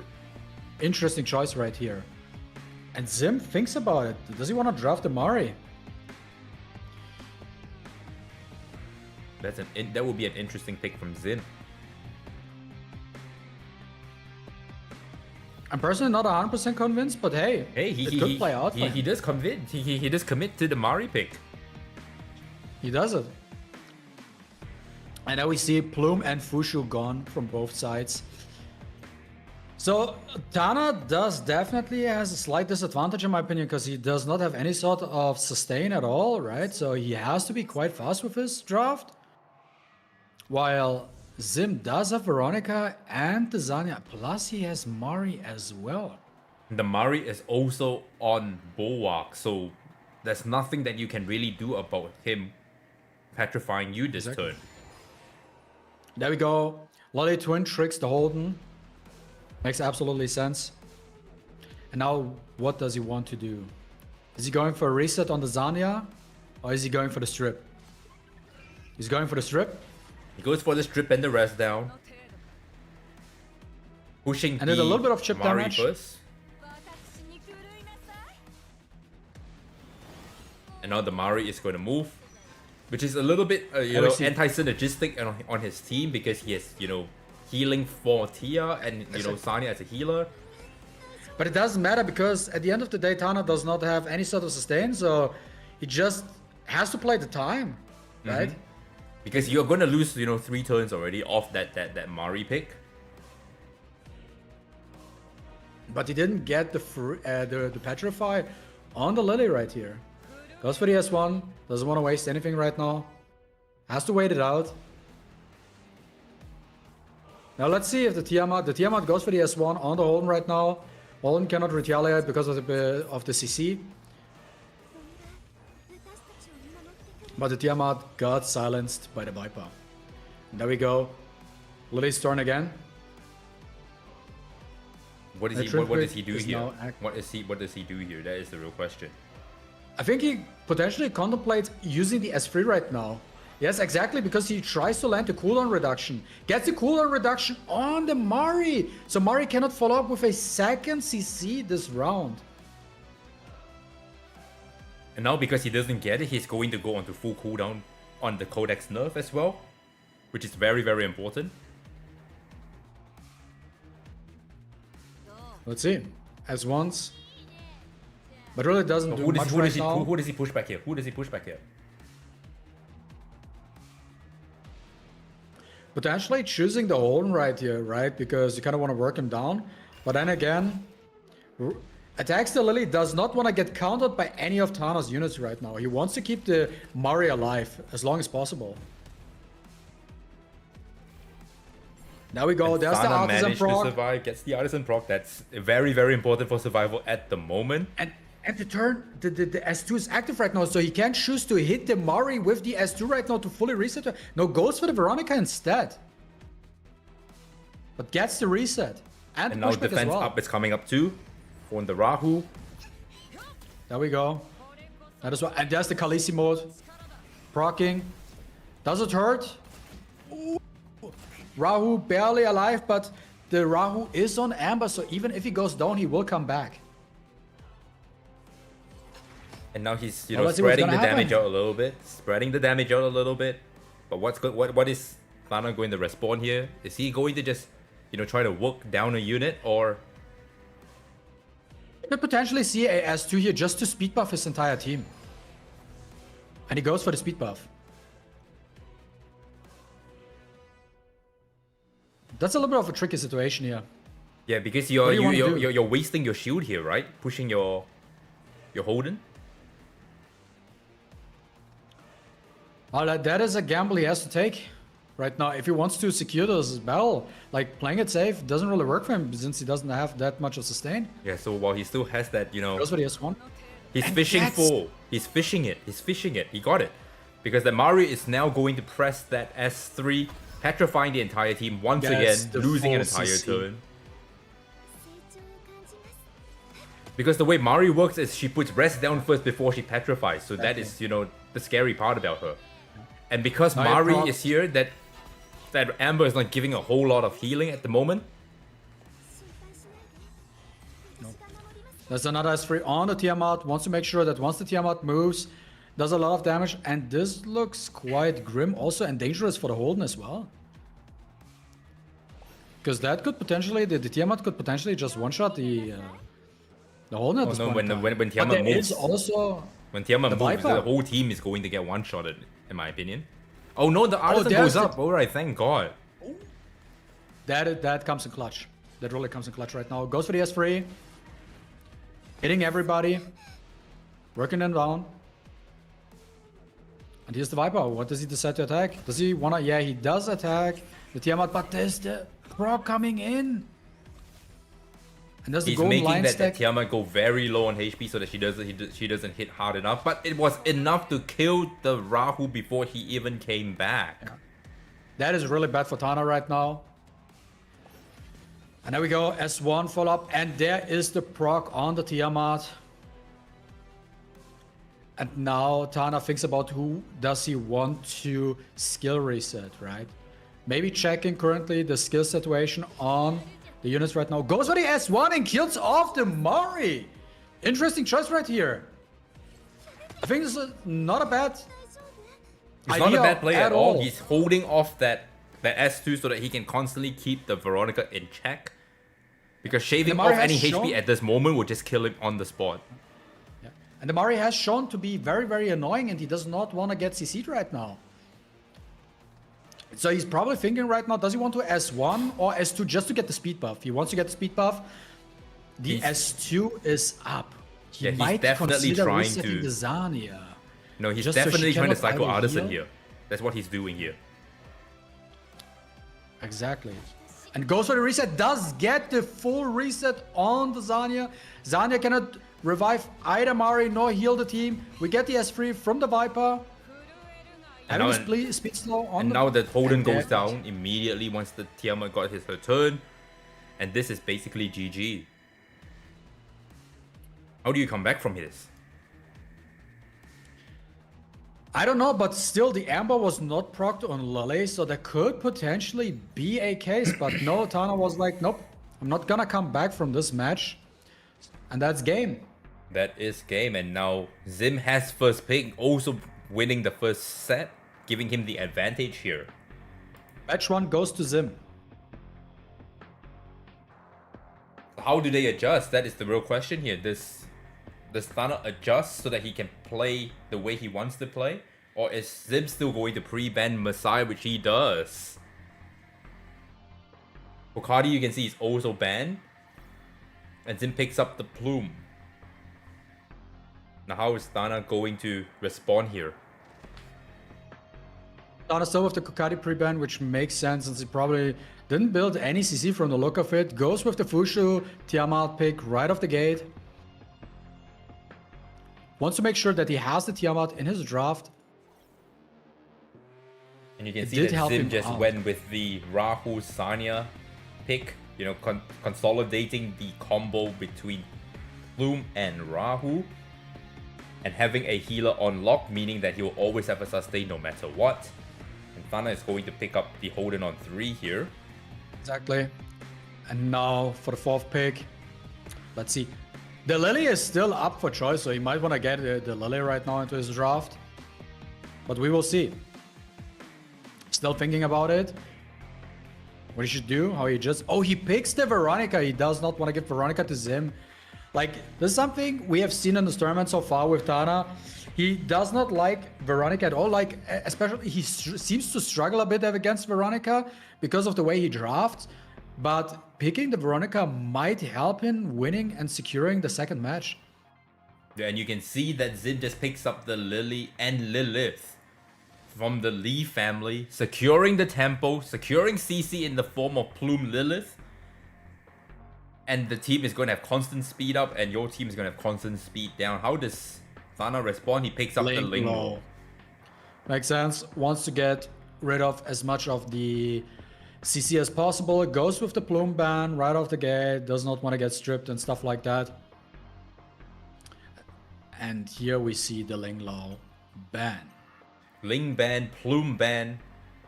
Is this Let's see how this plays out. Is this enough to, you know, strafe away the combo between Lily and Lilith? Let's find out.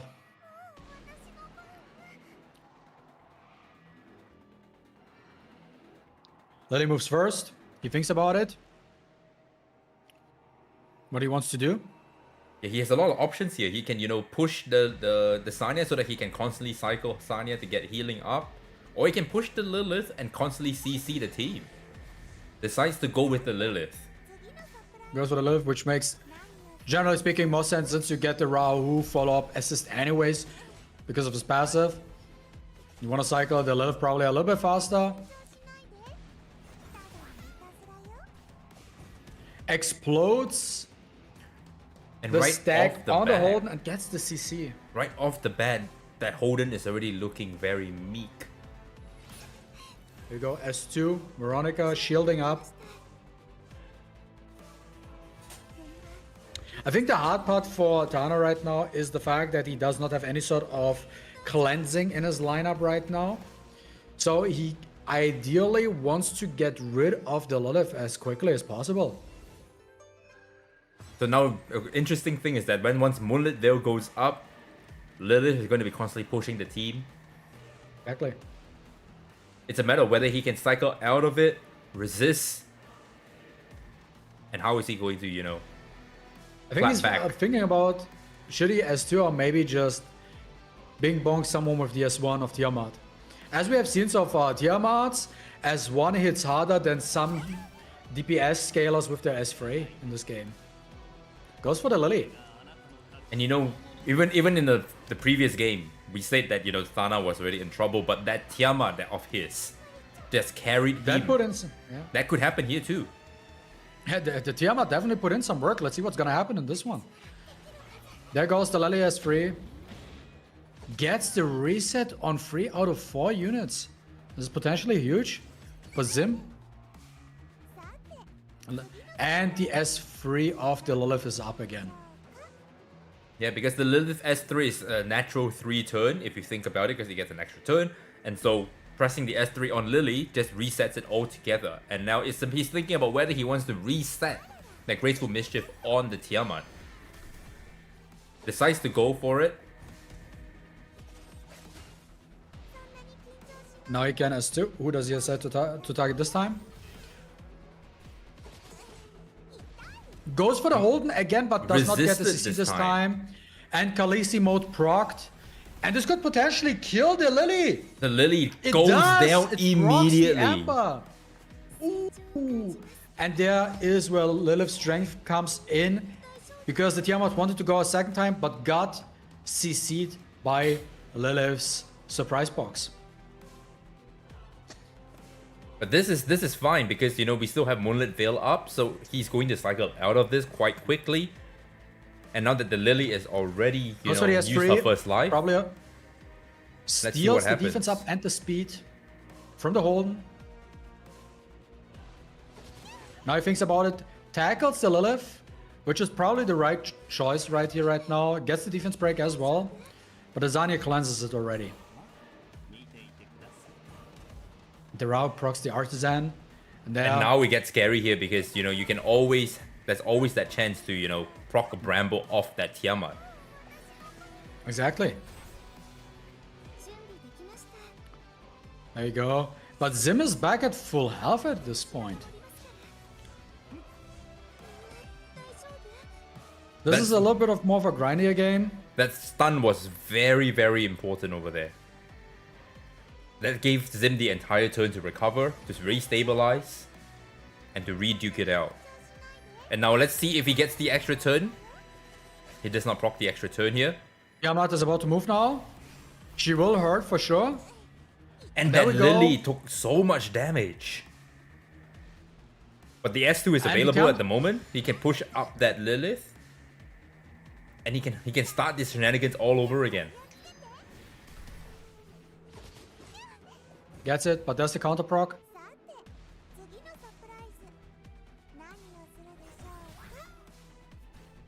Goes for the CC on the Holden and gets it as well. The Veronica cannot really do anything because she's keep getting stunned all the time. Let's see what's gonna happen. And there's the Khaleesi mode. He goes into Khaleesi mode before she even uses her Ember for, you know, the first time. Didn't get the crit.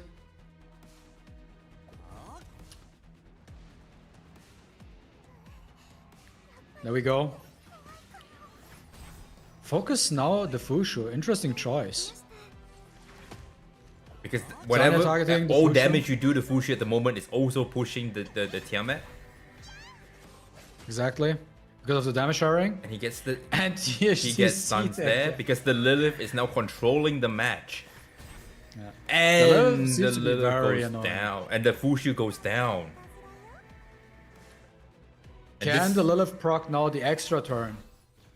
We will see. And there we see the Amber proc. There is the first Ember proc. And now again, Zim has gotten, you know, another chance to restabilize. And this is the problem when you don't have, you know, the tempo, right? This is what happens And when the you don't have the Veronica tempo. just- You The Veronica just lose. keeps getting stunned. Yeah. The Veronica just keeps getting stunned. I don't know when the last time she actually moved. I think outside of turn 1 she didn't do anything. I think she did 1 buff steal and that's about it. This is what happens when, you know, you have a Lilith plus a Lily and you get Lilith to get going. You just don't get to play the game anymore. Yeah. But there is the counter. This is where it can become. I think if you don't get the stun on, he gets the stun on the Holden, which was very important. Otherwise, the Holden would have probably just revenge and killed off the Lilith.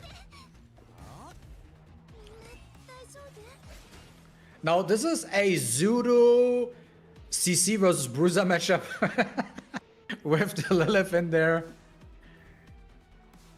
Well, what does Could Thana also- want to do could now? also be Amber Heart. Does he try to just, you know, kill off the Lilith? Or does he put up the shield with the heals and stuff? Goes He for the decides to go S2. for that. Gets the Bramble proc. And there goes 3 the Tiamat hits down. brings it down. The Rahu paid his tax. Let's see. And that's game GG. over. Gee. 2-0 That's to game Zim. 2-0. Now, this is looking grim now for Tana. Can he make a big comeback? Can he reverse sweep 3-2? That is the question. Yeah, and we're about to find out here because That Thana is has the first question. pick. Thana has first pick. That's the important part here. Will he change his pre-ban or will he go for something else instead? Goes for a Lilith pre-ban this time. How is Thana going to respond here? Is he going to go with the standard opening? First pick Plume. Let's see, goes with the plume. And Zim goes with the Zim gonna- Fushu first pick. With the And the Tiamat. Tiamat.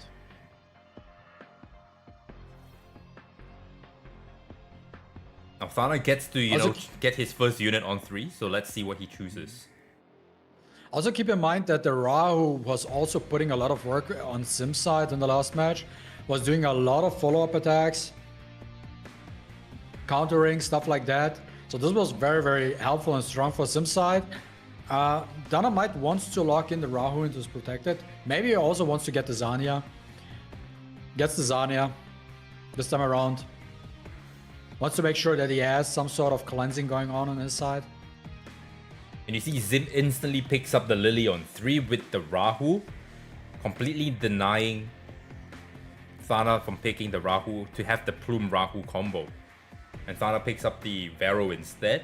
But what does he get on 5 here? Because he needs another DPS. I mean, Lilium is still up for... Oh, goes with this The lens. lens. I'm surprised now. Is this the first showcase for Celine? It is. I don't know. I think we... No. I think we have seen Silence before. If I remember correctly, yesterday we have seen one Silence. But I'm not necessarily sure if that is the right call. Like, if Zim goes for the Holden, how do you want to deal with the damage? Like, or how do you want to deal damage? Goes with the Plume instead. Interesting choice. Now, this could potentially be actually slightly This is still better for very Thanos scary now. though, because don't forget the reflect damage is very, very potent. That is true. Because every time you hit him, you are taking damage. Don't forget that. Let's see. And this Silence is latticed up, as you can see from the shield, right off the get-go. Then taking Let it his get some time, one. thinking about who he wants to push up. Chooses I mean, the it's Tiamat. obvious. Does he want to play passive here or does he want to go in aggressive? Oh. Decides to go passive. Goes for it. Alright, setting up his place. Because right now he can also use that to extend. He's extending everything. Making everything look good. 3 stacks of bloodshed on Tiamat already. And the gigabytes are proccing here. And that's how he's going to be cheating his turn meter. Now he thinks about it, who does he want to potentially give the HP stack to? And he decides to give it to Veronica. And we can see that both sides are just playing setup at the moment. They're, you know, setting up for, you know, the big Here we swing. go. The Silence is going on with her as free, gets the Forgetfulness on only Lily, and Rahu does not land it on the Tiamat. And also, the Lingla resisted the No, Forgetfulness. the Tiamat also has Forgetfulness. It's just that there's too many I'm buffs. just seeing. Good. Okay, but did miss it on the Lingla. Yes. Now he thinks about does he wants to steal, which makes perfect sense here right now. No, right Does now not I go for the think- steal. Yeah, I mean, you don't have to Interesting go for the choice. steal yet because you want to steal the immunity, right? So you just Potentially bypass the true. shield. You just bypass the shield and you just shave off his HP. Because right now you can also do the strip right here. And now the Aqua Shield is up, guys. Remember, this is now where it gets scary. Because this is where all the reflect damage comes in.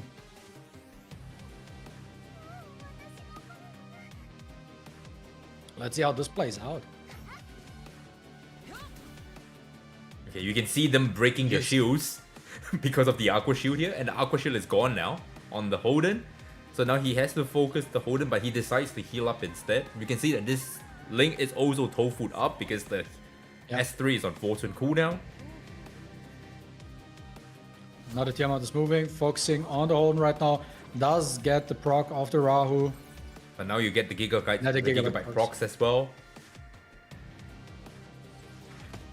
Now you attack the Lily, you don't want to proc any Brambles right now. And now That's the Artisan. goes up. And now he decides to there's go the in for S3. the strip, and then he's going to probably just steal whatever is available.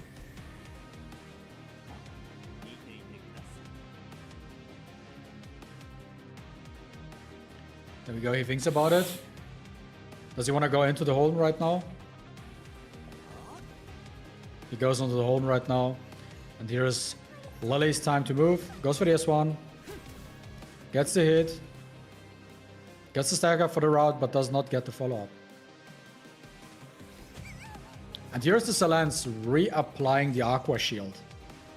Now this is just a a perma Aqua Shield, and you're just going to be, all your shields are down now, so you are going to be taking actual damage. But the Tiamat actually transforms. Oh, this could actually hurt for the Tiamat right now. Yeah, right now the Because the Aqua Tiamat is going Shield to is take a up. good amount of damage here, plus a counter attack. And there is the Veronica. We were waiting for her. Now's the time to potentially steal some healing. He thinks about it. Maybe who he wants to steal the buffs from. Resisted. Did resist it. It Did got not resisted. get the steal. Unfortunate. But the Sanya is moving, so at least he gets to heal up on the Odin right now, so that's okay. And gets the cleanse of the Holden, so he's not defense broken anymore. Focuses on the Tiamat. The Tiamat Bramble procs. Gets hit by the Aqua Shield again.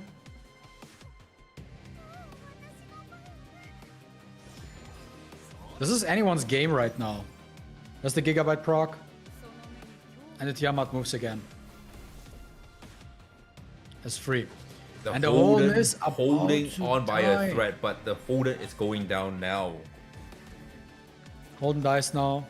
But here's the Zanya, and Zanya can bring The Sanya can just Holden bring her back, yeah. And I think it's also a safe situation because the Lance is about to move. She can apply the Aqua Shield to help out the Holden to stay alive as well. Maybe the S2 of the Veronica might be available as well to apply a shield. There we go. Probably chooses the Lily. And now he's gonna There we get go. an extra layer of shield. There's the S2. And there's a big shield on the Holden to keep him safe. Because that's what you need right now. There's the Tiamat hitting the Aqua Shield again. And you can see the Aqua Shield, got rid of the shield on the Tiamat. But it's not looking good That's for the Zanya. Thana's side. He's already Yeah. very chipped down. Yeah, he's playing really from behind. The units are not fast enough right now. And really, Zim has momentum because the Lily does provide the speed buff, and that allows Zim to cycle a lot faster. And we have seen in the tournament so far, Rahu is very oppressive. And has a lot of, has a very high win rate so far. And there goes the Silence. It's looking pretty hopeless on Thanos' end right here. What kind of miracle can he pull off at the moment? Because all those whale press, all those shielding is there, and he chooses to give up. And Tana decides, nope, it's not working out for him anymore, and decides to scoop. That's game 3-0 to Zim. Very convincing performance right here, right there. And we have our two finalists for the grand finals. And this We have Bok. is our finals. This- Bok Zim. against Zim. for a best of 5, which will come back in 5 minutes. Exactly. So, be But right back. We will just get them in here at the moment. And this is our finalists, ladies and gentlemen. Bok against Zim for a best of 5, which will start in 5 minutes. So stick around and we will start very shortly.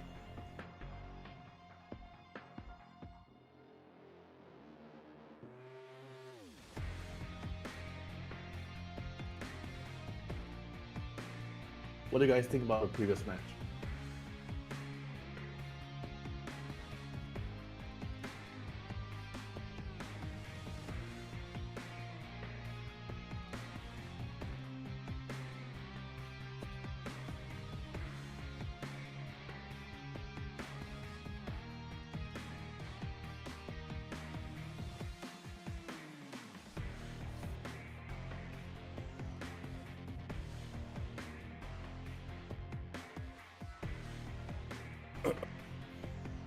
We're probably going to see like more board gameplay with Kokardi.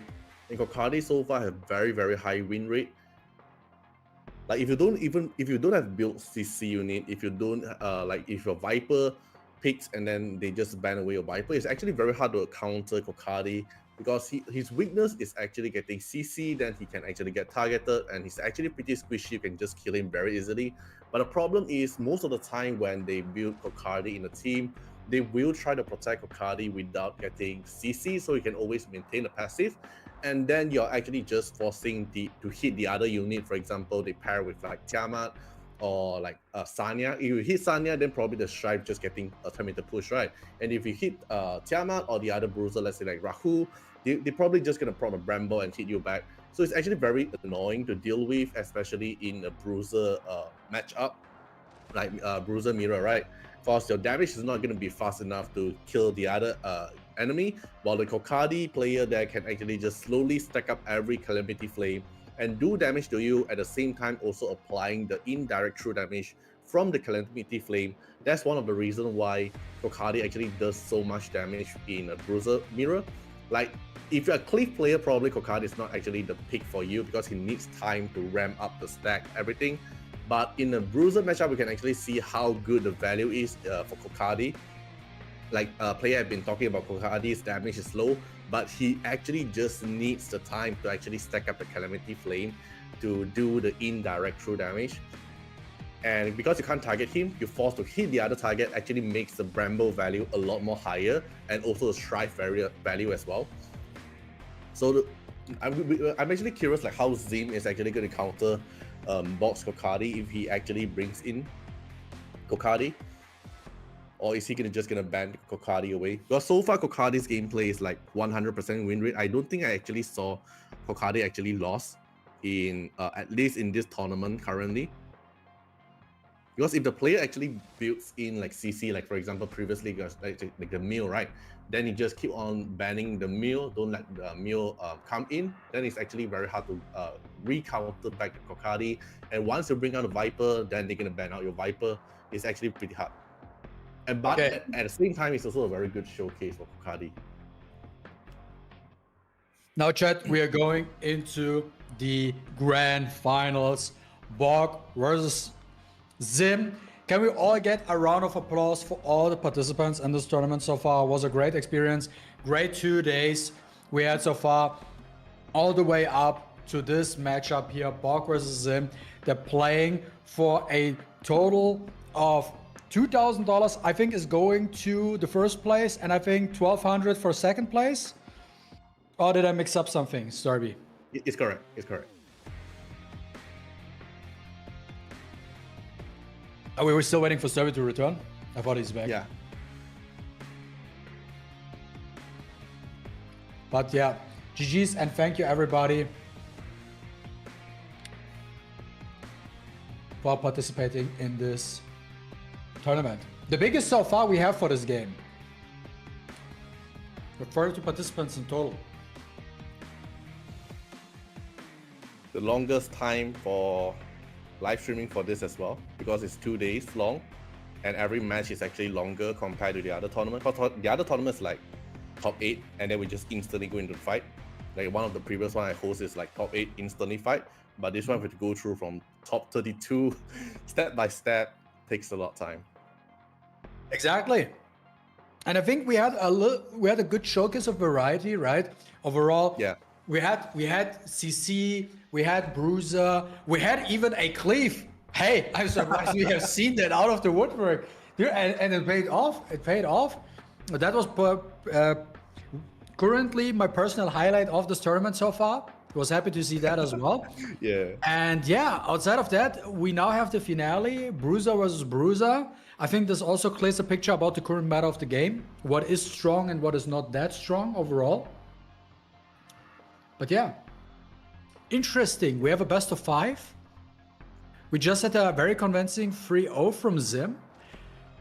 But let's see how this will play out this time, right? Because I think both have Kokari, Bog is Born, Zim has Lilith. So let's see how they adjust to each other. Yep. All right. Are we ready? This tournament actually showcased Kokari a lot. Like the value of Kokari is actually very good. Especially in these Bruiser mirrors where there's no CC. You just can just stick there and like I wait for my turn to come around and then just like hit. You can't target me anyways. It's like whatever. All right. Are we ready, guys? They are ready. So that's it. Our top 4 matches are already done, and these 2 players are our current grand final players to actually play for it. And then with all the strategy, counterplay, and clutch plays, there's only 2 players remain. And the champion is going to get 2,000 USD as a prize pool, and then the second one is going to get 1,200 USD as a prize pool. And this match is going to be BO5 as well. And yeah, let's go. Let's see how this plays out. All right. I fully expect what I hope to see in this finale is that Bog pulls out the Andrew. That's what I hope to see. Best of 5, Bog against Zim. Let's go. On to the first round. What are they going to pre-ban? Are they going to pre-ban the usual, just to feel their opponent out at the moment? Or are they going to use their note-taking to pre-ban already, right off the get-go?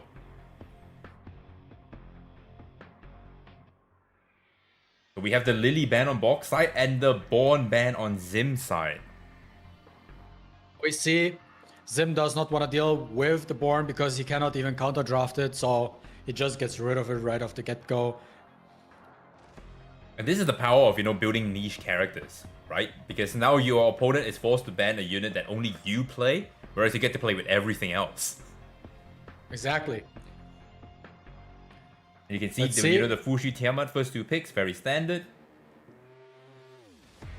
And Zim goes with the Rahu Zanya pick. I'm actually surprised at this point in time that what we have seen from the tournament so far, that Rahu is like an extremely, extremely high win rate so far. Why is he not getting first pick, second pick, however you wanna call it? And most of the time it's the Tiamat that gets picked, but Rahu is actually the one that does everything in this tournament so far. Yeah, I mean, we did see Splunk try out banning the Rahu, but then he just got eaten alive. Because that's also denying you the pick to pick the Rahu. And if you already, built your entire account to be, Bruiser, that is a very important unit for you to have in your arsenal, even if that means giving it to your opponent, right? Zim locks in Lenglao and Kokari. How does Bog respond? Do we get a surprise last pick? Maybe a CC option? He puts out the Yali! Where's that coming from? Very aggressive draft from Bog's side. Very aggressive draft from Bog's side. And a pretty standard draft on Zim's side, countering Bruisers. With 2 healers, a stripper, and 2 bruisers. So what did they decide to ban? That's the important question here. I fully expect a Plume ban, but I don't know what Zim is going to ban. Oh, he bans the Yali. Protecting the Kokardi and also banning out the Kokardi. So they both read each other very well. Yeah. Good call. The one guy said, you want to play Kokari, you have to ban Yali. And the other one says, yeah, you gotta ban Kokari if I ban you, Yali, right? Yeah, because you can see that, you know, on Bok's side, he has the initiative with the Doki Doki, right? Yes, exactly. Now Zim gets to act. Does he go with the S3? I mean, why not? Makes no sense to not use it at the end of the day. The Holden will get the follow-up. Ooh, First Uchu follow-up had already. resisted.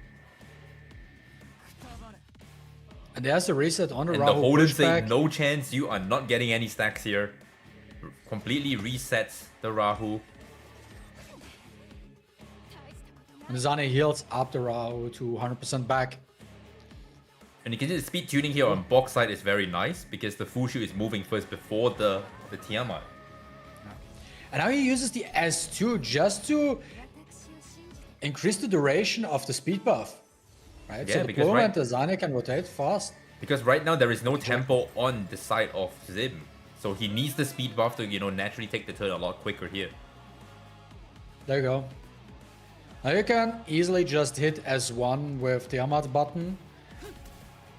And he does it, and half HP. We have seen how ridiculous the damage of Tiamat is in this tournament so far with her S1.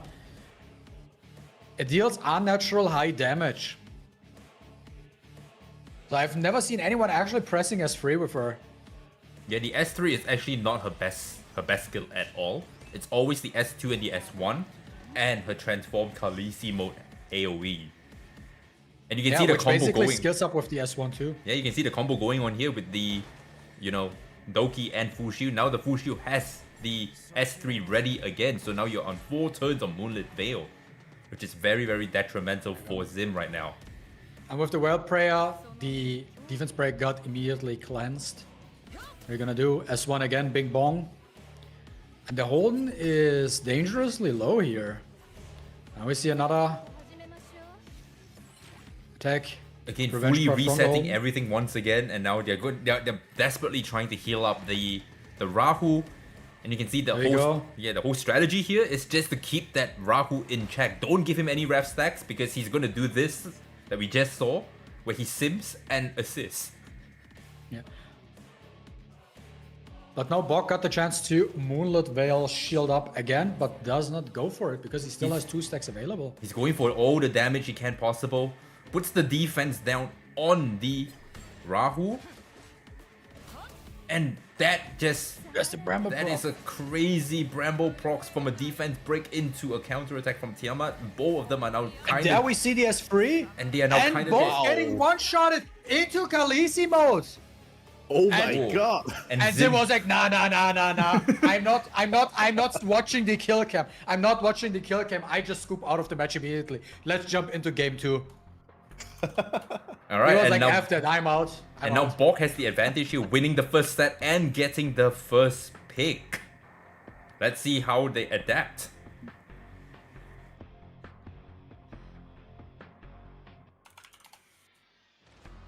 And Zim still goes with the Born pre-ban, and Bok still goes with the Lily pre-ban because there was nothing really, you know, devastating to be pre-ban at the moment.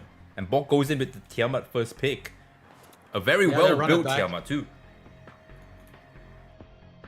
Zim goes with the Plume and the Fushu. Does deny the Fushu pick from Bok's side. Yeah, we know how powerful, you know, the Tiamat Fushu combo is. And Bok this time decides to hold on. Picks up the Yelly Yelly, on is that 2 with a Doki on 3. Wait, what's gonna happen here? Well, what's with that Yelly pick out of nowhere? He's preemptively stopping the Kokardi on 5. I have a feeling that Yelly is a blood buff revelation Yelly. I'm telling you that right off the get-go. I have a strong feeling that is a blood buff revelation Yelly. This is interesting. Yeah. How is Bok going to finish up his draft? Because he still does not have a healer for the Tiamat. On the other side, what you have to look at it is Zim doesn't have any sort of DPS in his team drafted right now. Like there's Bloom, there's Veronica, the healers, but Oh, he just takes up the Kokardi and Messiah. Messiah? and the Ember Messiah is coming out of the woodwork. I was waiting What when is will he this? finally drafted Ember Messiah. And you can- Ember Messiah seeing his debut today live on this particular event. And there And is tournament. absolutely no damage on Zim's side at the moment. No matter what he picks, I feel like that's going to just get banned outright. Zim side does not only have no damage, it has negative damage. And he goes for the Lilith. Might potentially be the correct choice here. And it got banned. It just gets banned out straight away because the first 4 picks are just absolutely zero threat at the moment. But There you're is- looking at box draft kind of looks like a meme right now, and Zim is kind of stun locked right now. Well, what am I gonna ban here?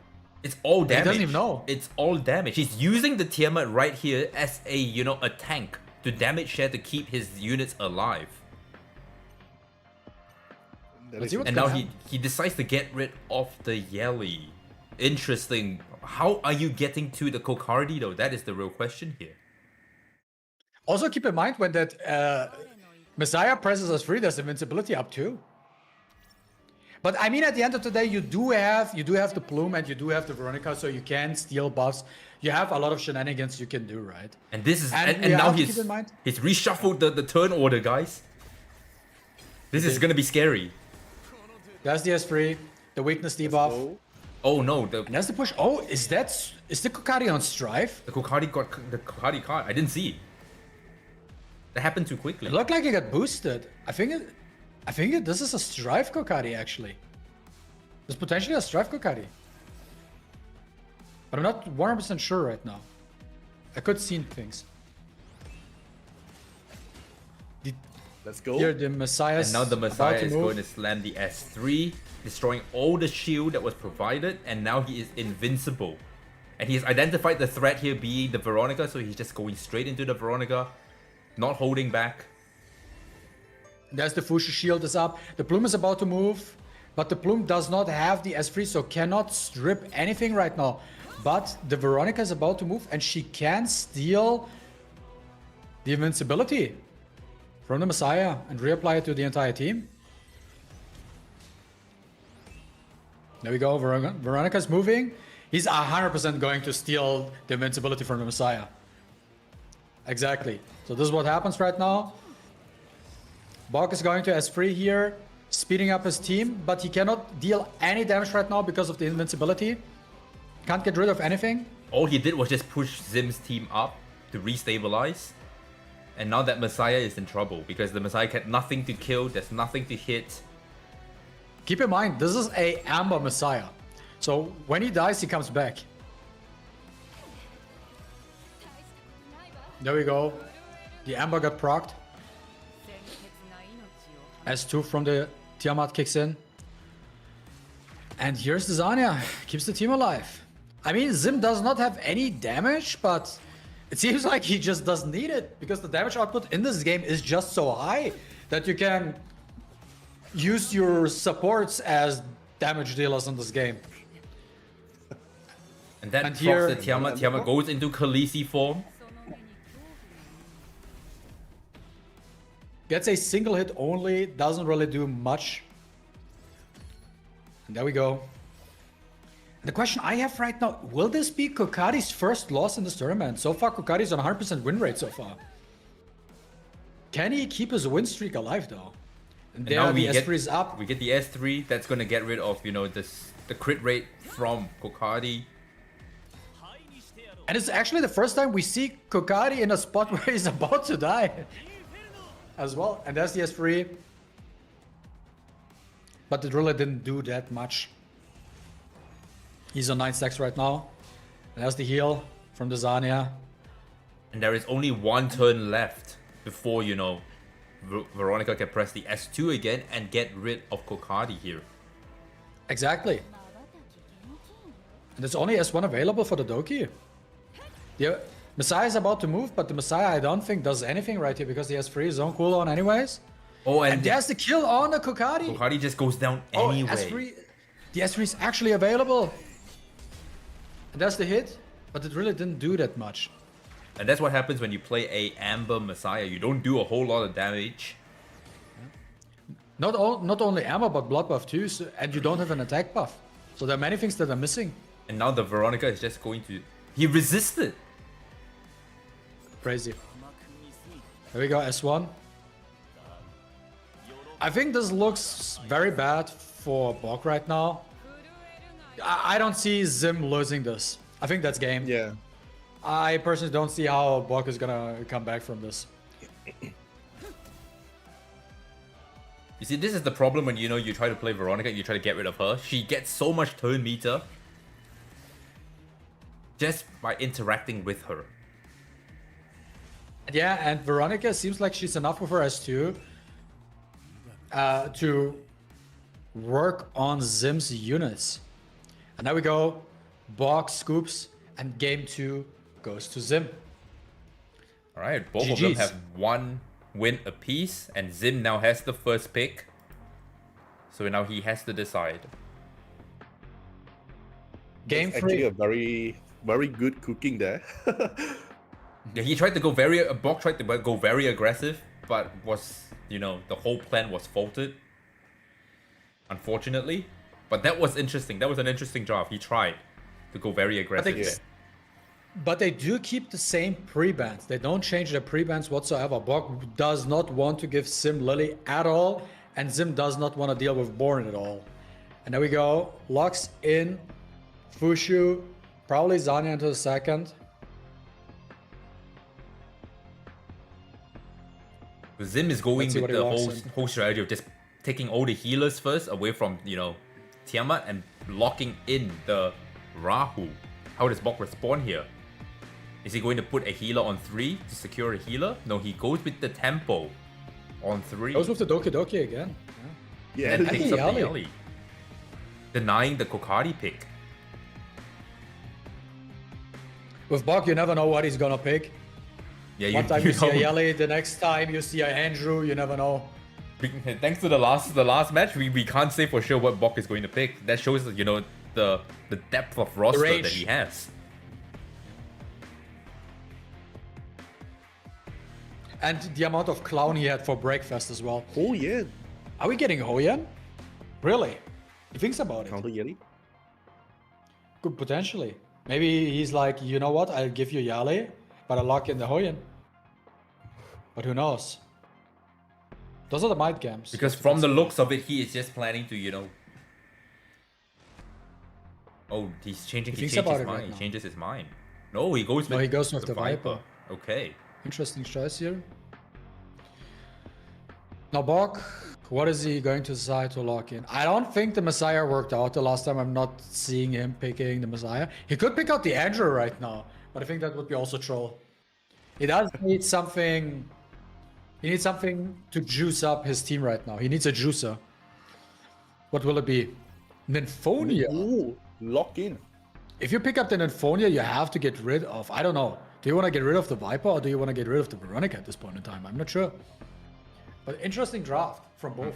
I'm wondering what he's trying to pre-ban here with the Nymphonia last pick. Is it the Veronica or the Viper? I'm not so sure either because like there are 2 units that could potentially just strip off your utility, right? Mm-hmm. And he goes with the Yale and the Viper. Okay. Kind of makes sense. But I mean, you can't forget at the end of the day, Nymphonial is also a source of putting immunity, putting a shield up, cleansing, healing, right? So you can't forget about these options. And this Nymphonial is on Halloween as well. Let's see how this plays out and if Bok can come back for match 3. Does he want to press the S3 right now, knowing that, Veronica is going to move very shortly? Chooses not to do so. He doesn't feel the need to do it at the moment. Because it would also be interesting where he presses the S3, let the Veronica steal it, and then uses his plume to just get rid of it all, right? Yeah. In this instance, I think you have to play Tiamat relatively passive. Right? Get your stacks up. Make sure you're going to Khaleesi mode as soon as possible. Goes for the S3 instead. Did not taunt? land a single taunt. Not a single taunt was landed in this one. Let's see how this plays out. S3 Moonlit Veil, as usual. Defense buff was also going up on Zim's side.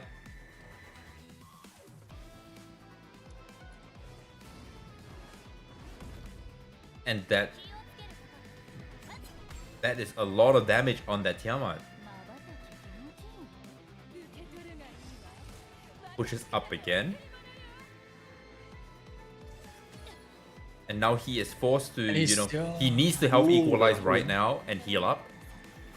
And that immediately transforms Tiamat. Procs the Tiamat. Unfortunately, the Tiamat transformed a little too late when the Moonlit Veil is already up, so now it is going to be an uphill battle for Bok. Yeah. Plus the defense buff is up, the shield is up, so she can't really, she's not that big of a threat right now. There's the S2 from the Veronica, and Rahu is getting his turn. And Zim just plays it like it's business as usual for him right now. It looks very convincing on his side so far. Bok seems like he struggles a bit. Not sure if the Nymphonia was actually the right choice. Here he gets the AoE strip, lands it. And there is another S2 healing. The Nymphonia does Nymphonia doing things with the help of, Doki Doki resetting her cooldowns. There we go. Now 8 stacks of Wrath stacks, you just don't know when this Rahu decides to simp. There we go, there's the S. That's the big hit. But didn't do much.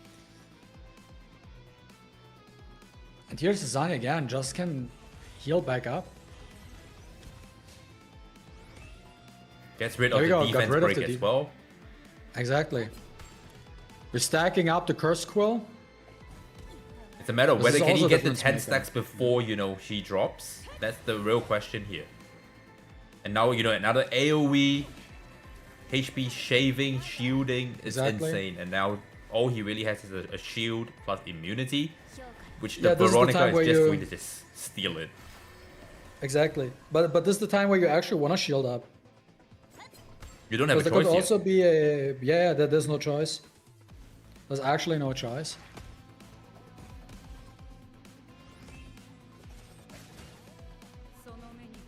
But hey, you do keep her alive just a little bit longer. At least keep her as the Rahu target. And this feels bad because he's going to just steal everything. And work down the Doki Doki at the same time. And there the plume goes down. 4 versus 3 type of situation.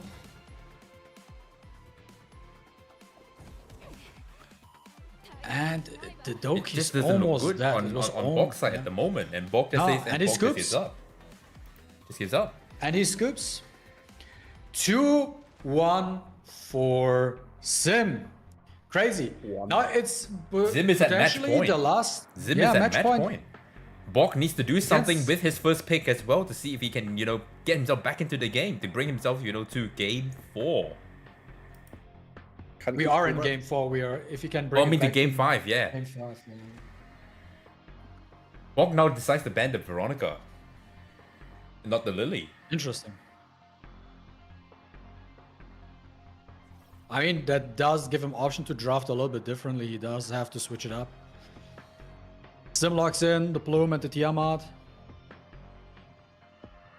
Also, Atya, what do you think so far about this grand finals? So far, it's looking good. Like I can see different kind of build is actually trying to cook, but it didn't work out because the counter pick of draft is actually pretty impressive.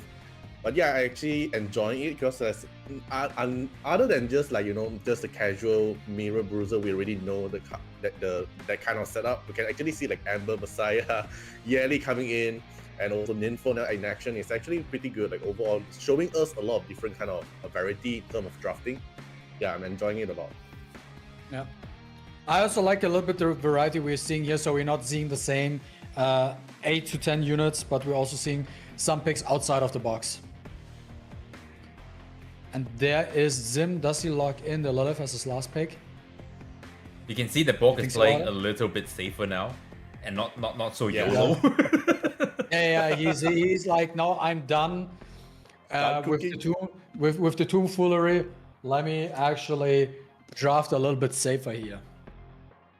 And now And what Red is he? Chiaki, first appearance in today's tournament. And what does Borg want to post ban here? Because there's the Lily that's enabling the Tiamat, and also we've seen this combo before from Zim. Oh, he banned Fuchu. Fushu and Plum got banned. Let's Then see we can how this- finally see a CC showcase like Lily fighting with Kokadi. We might actually able to see them countering Kokadi with the Yeah, CC. but you still cannot target Kokadi with the Lilith. Keep that in mind. So you actually have to wait for her doll box to explode and hopefully CC him. Then he's targetable. Before that, he's not targetable. Rahul and- resisted. There we go. The healer You is not got- stunned.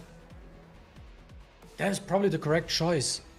Just CCing the Red Chiaki, so Bog does not get any heal off.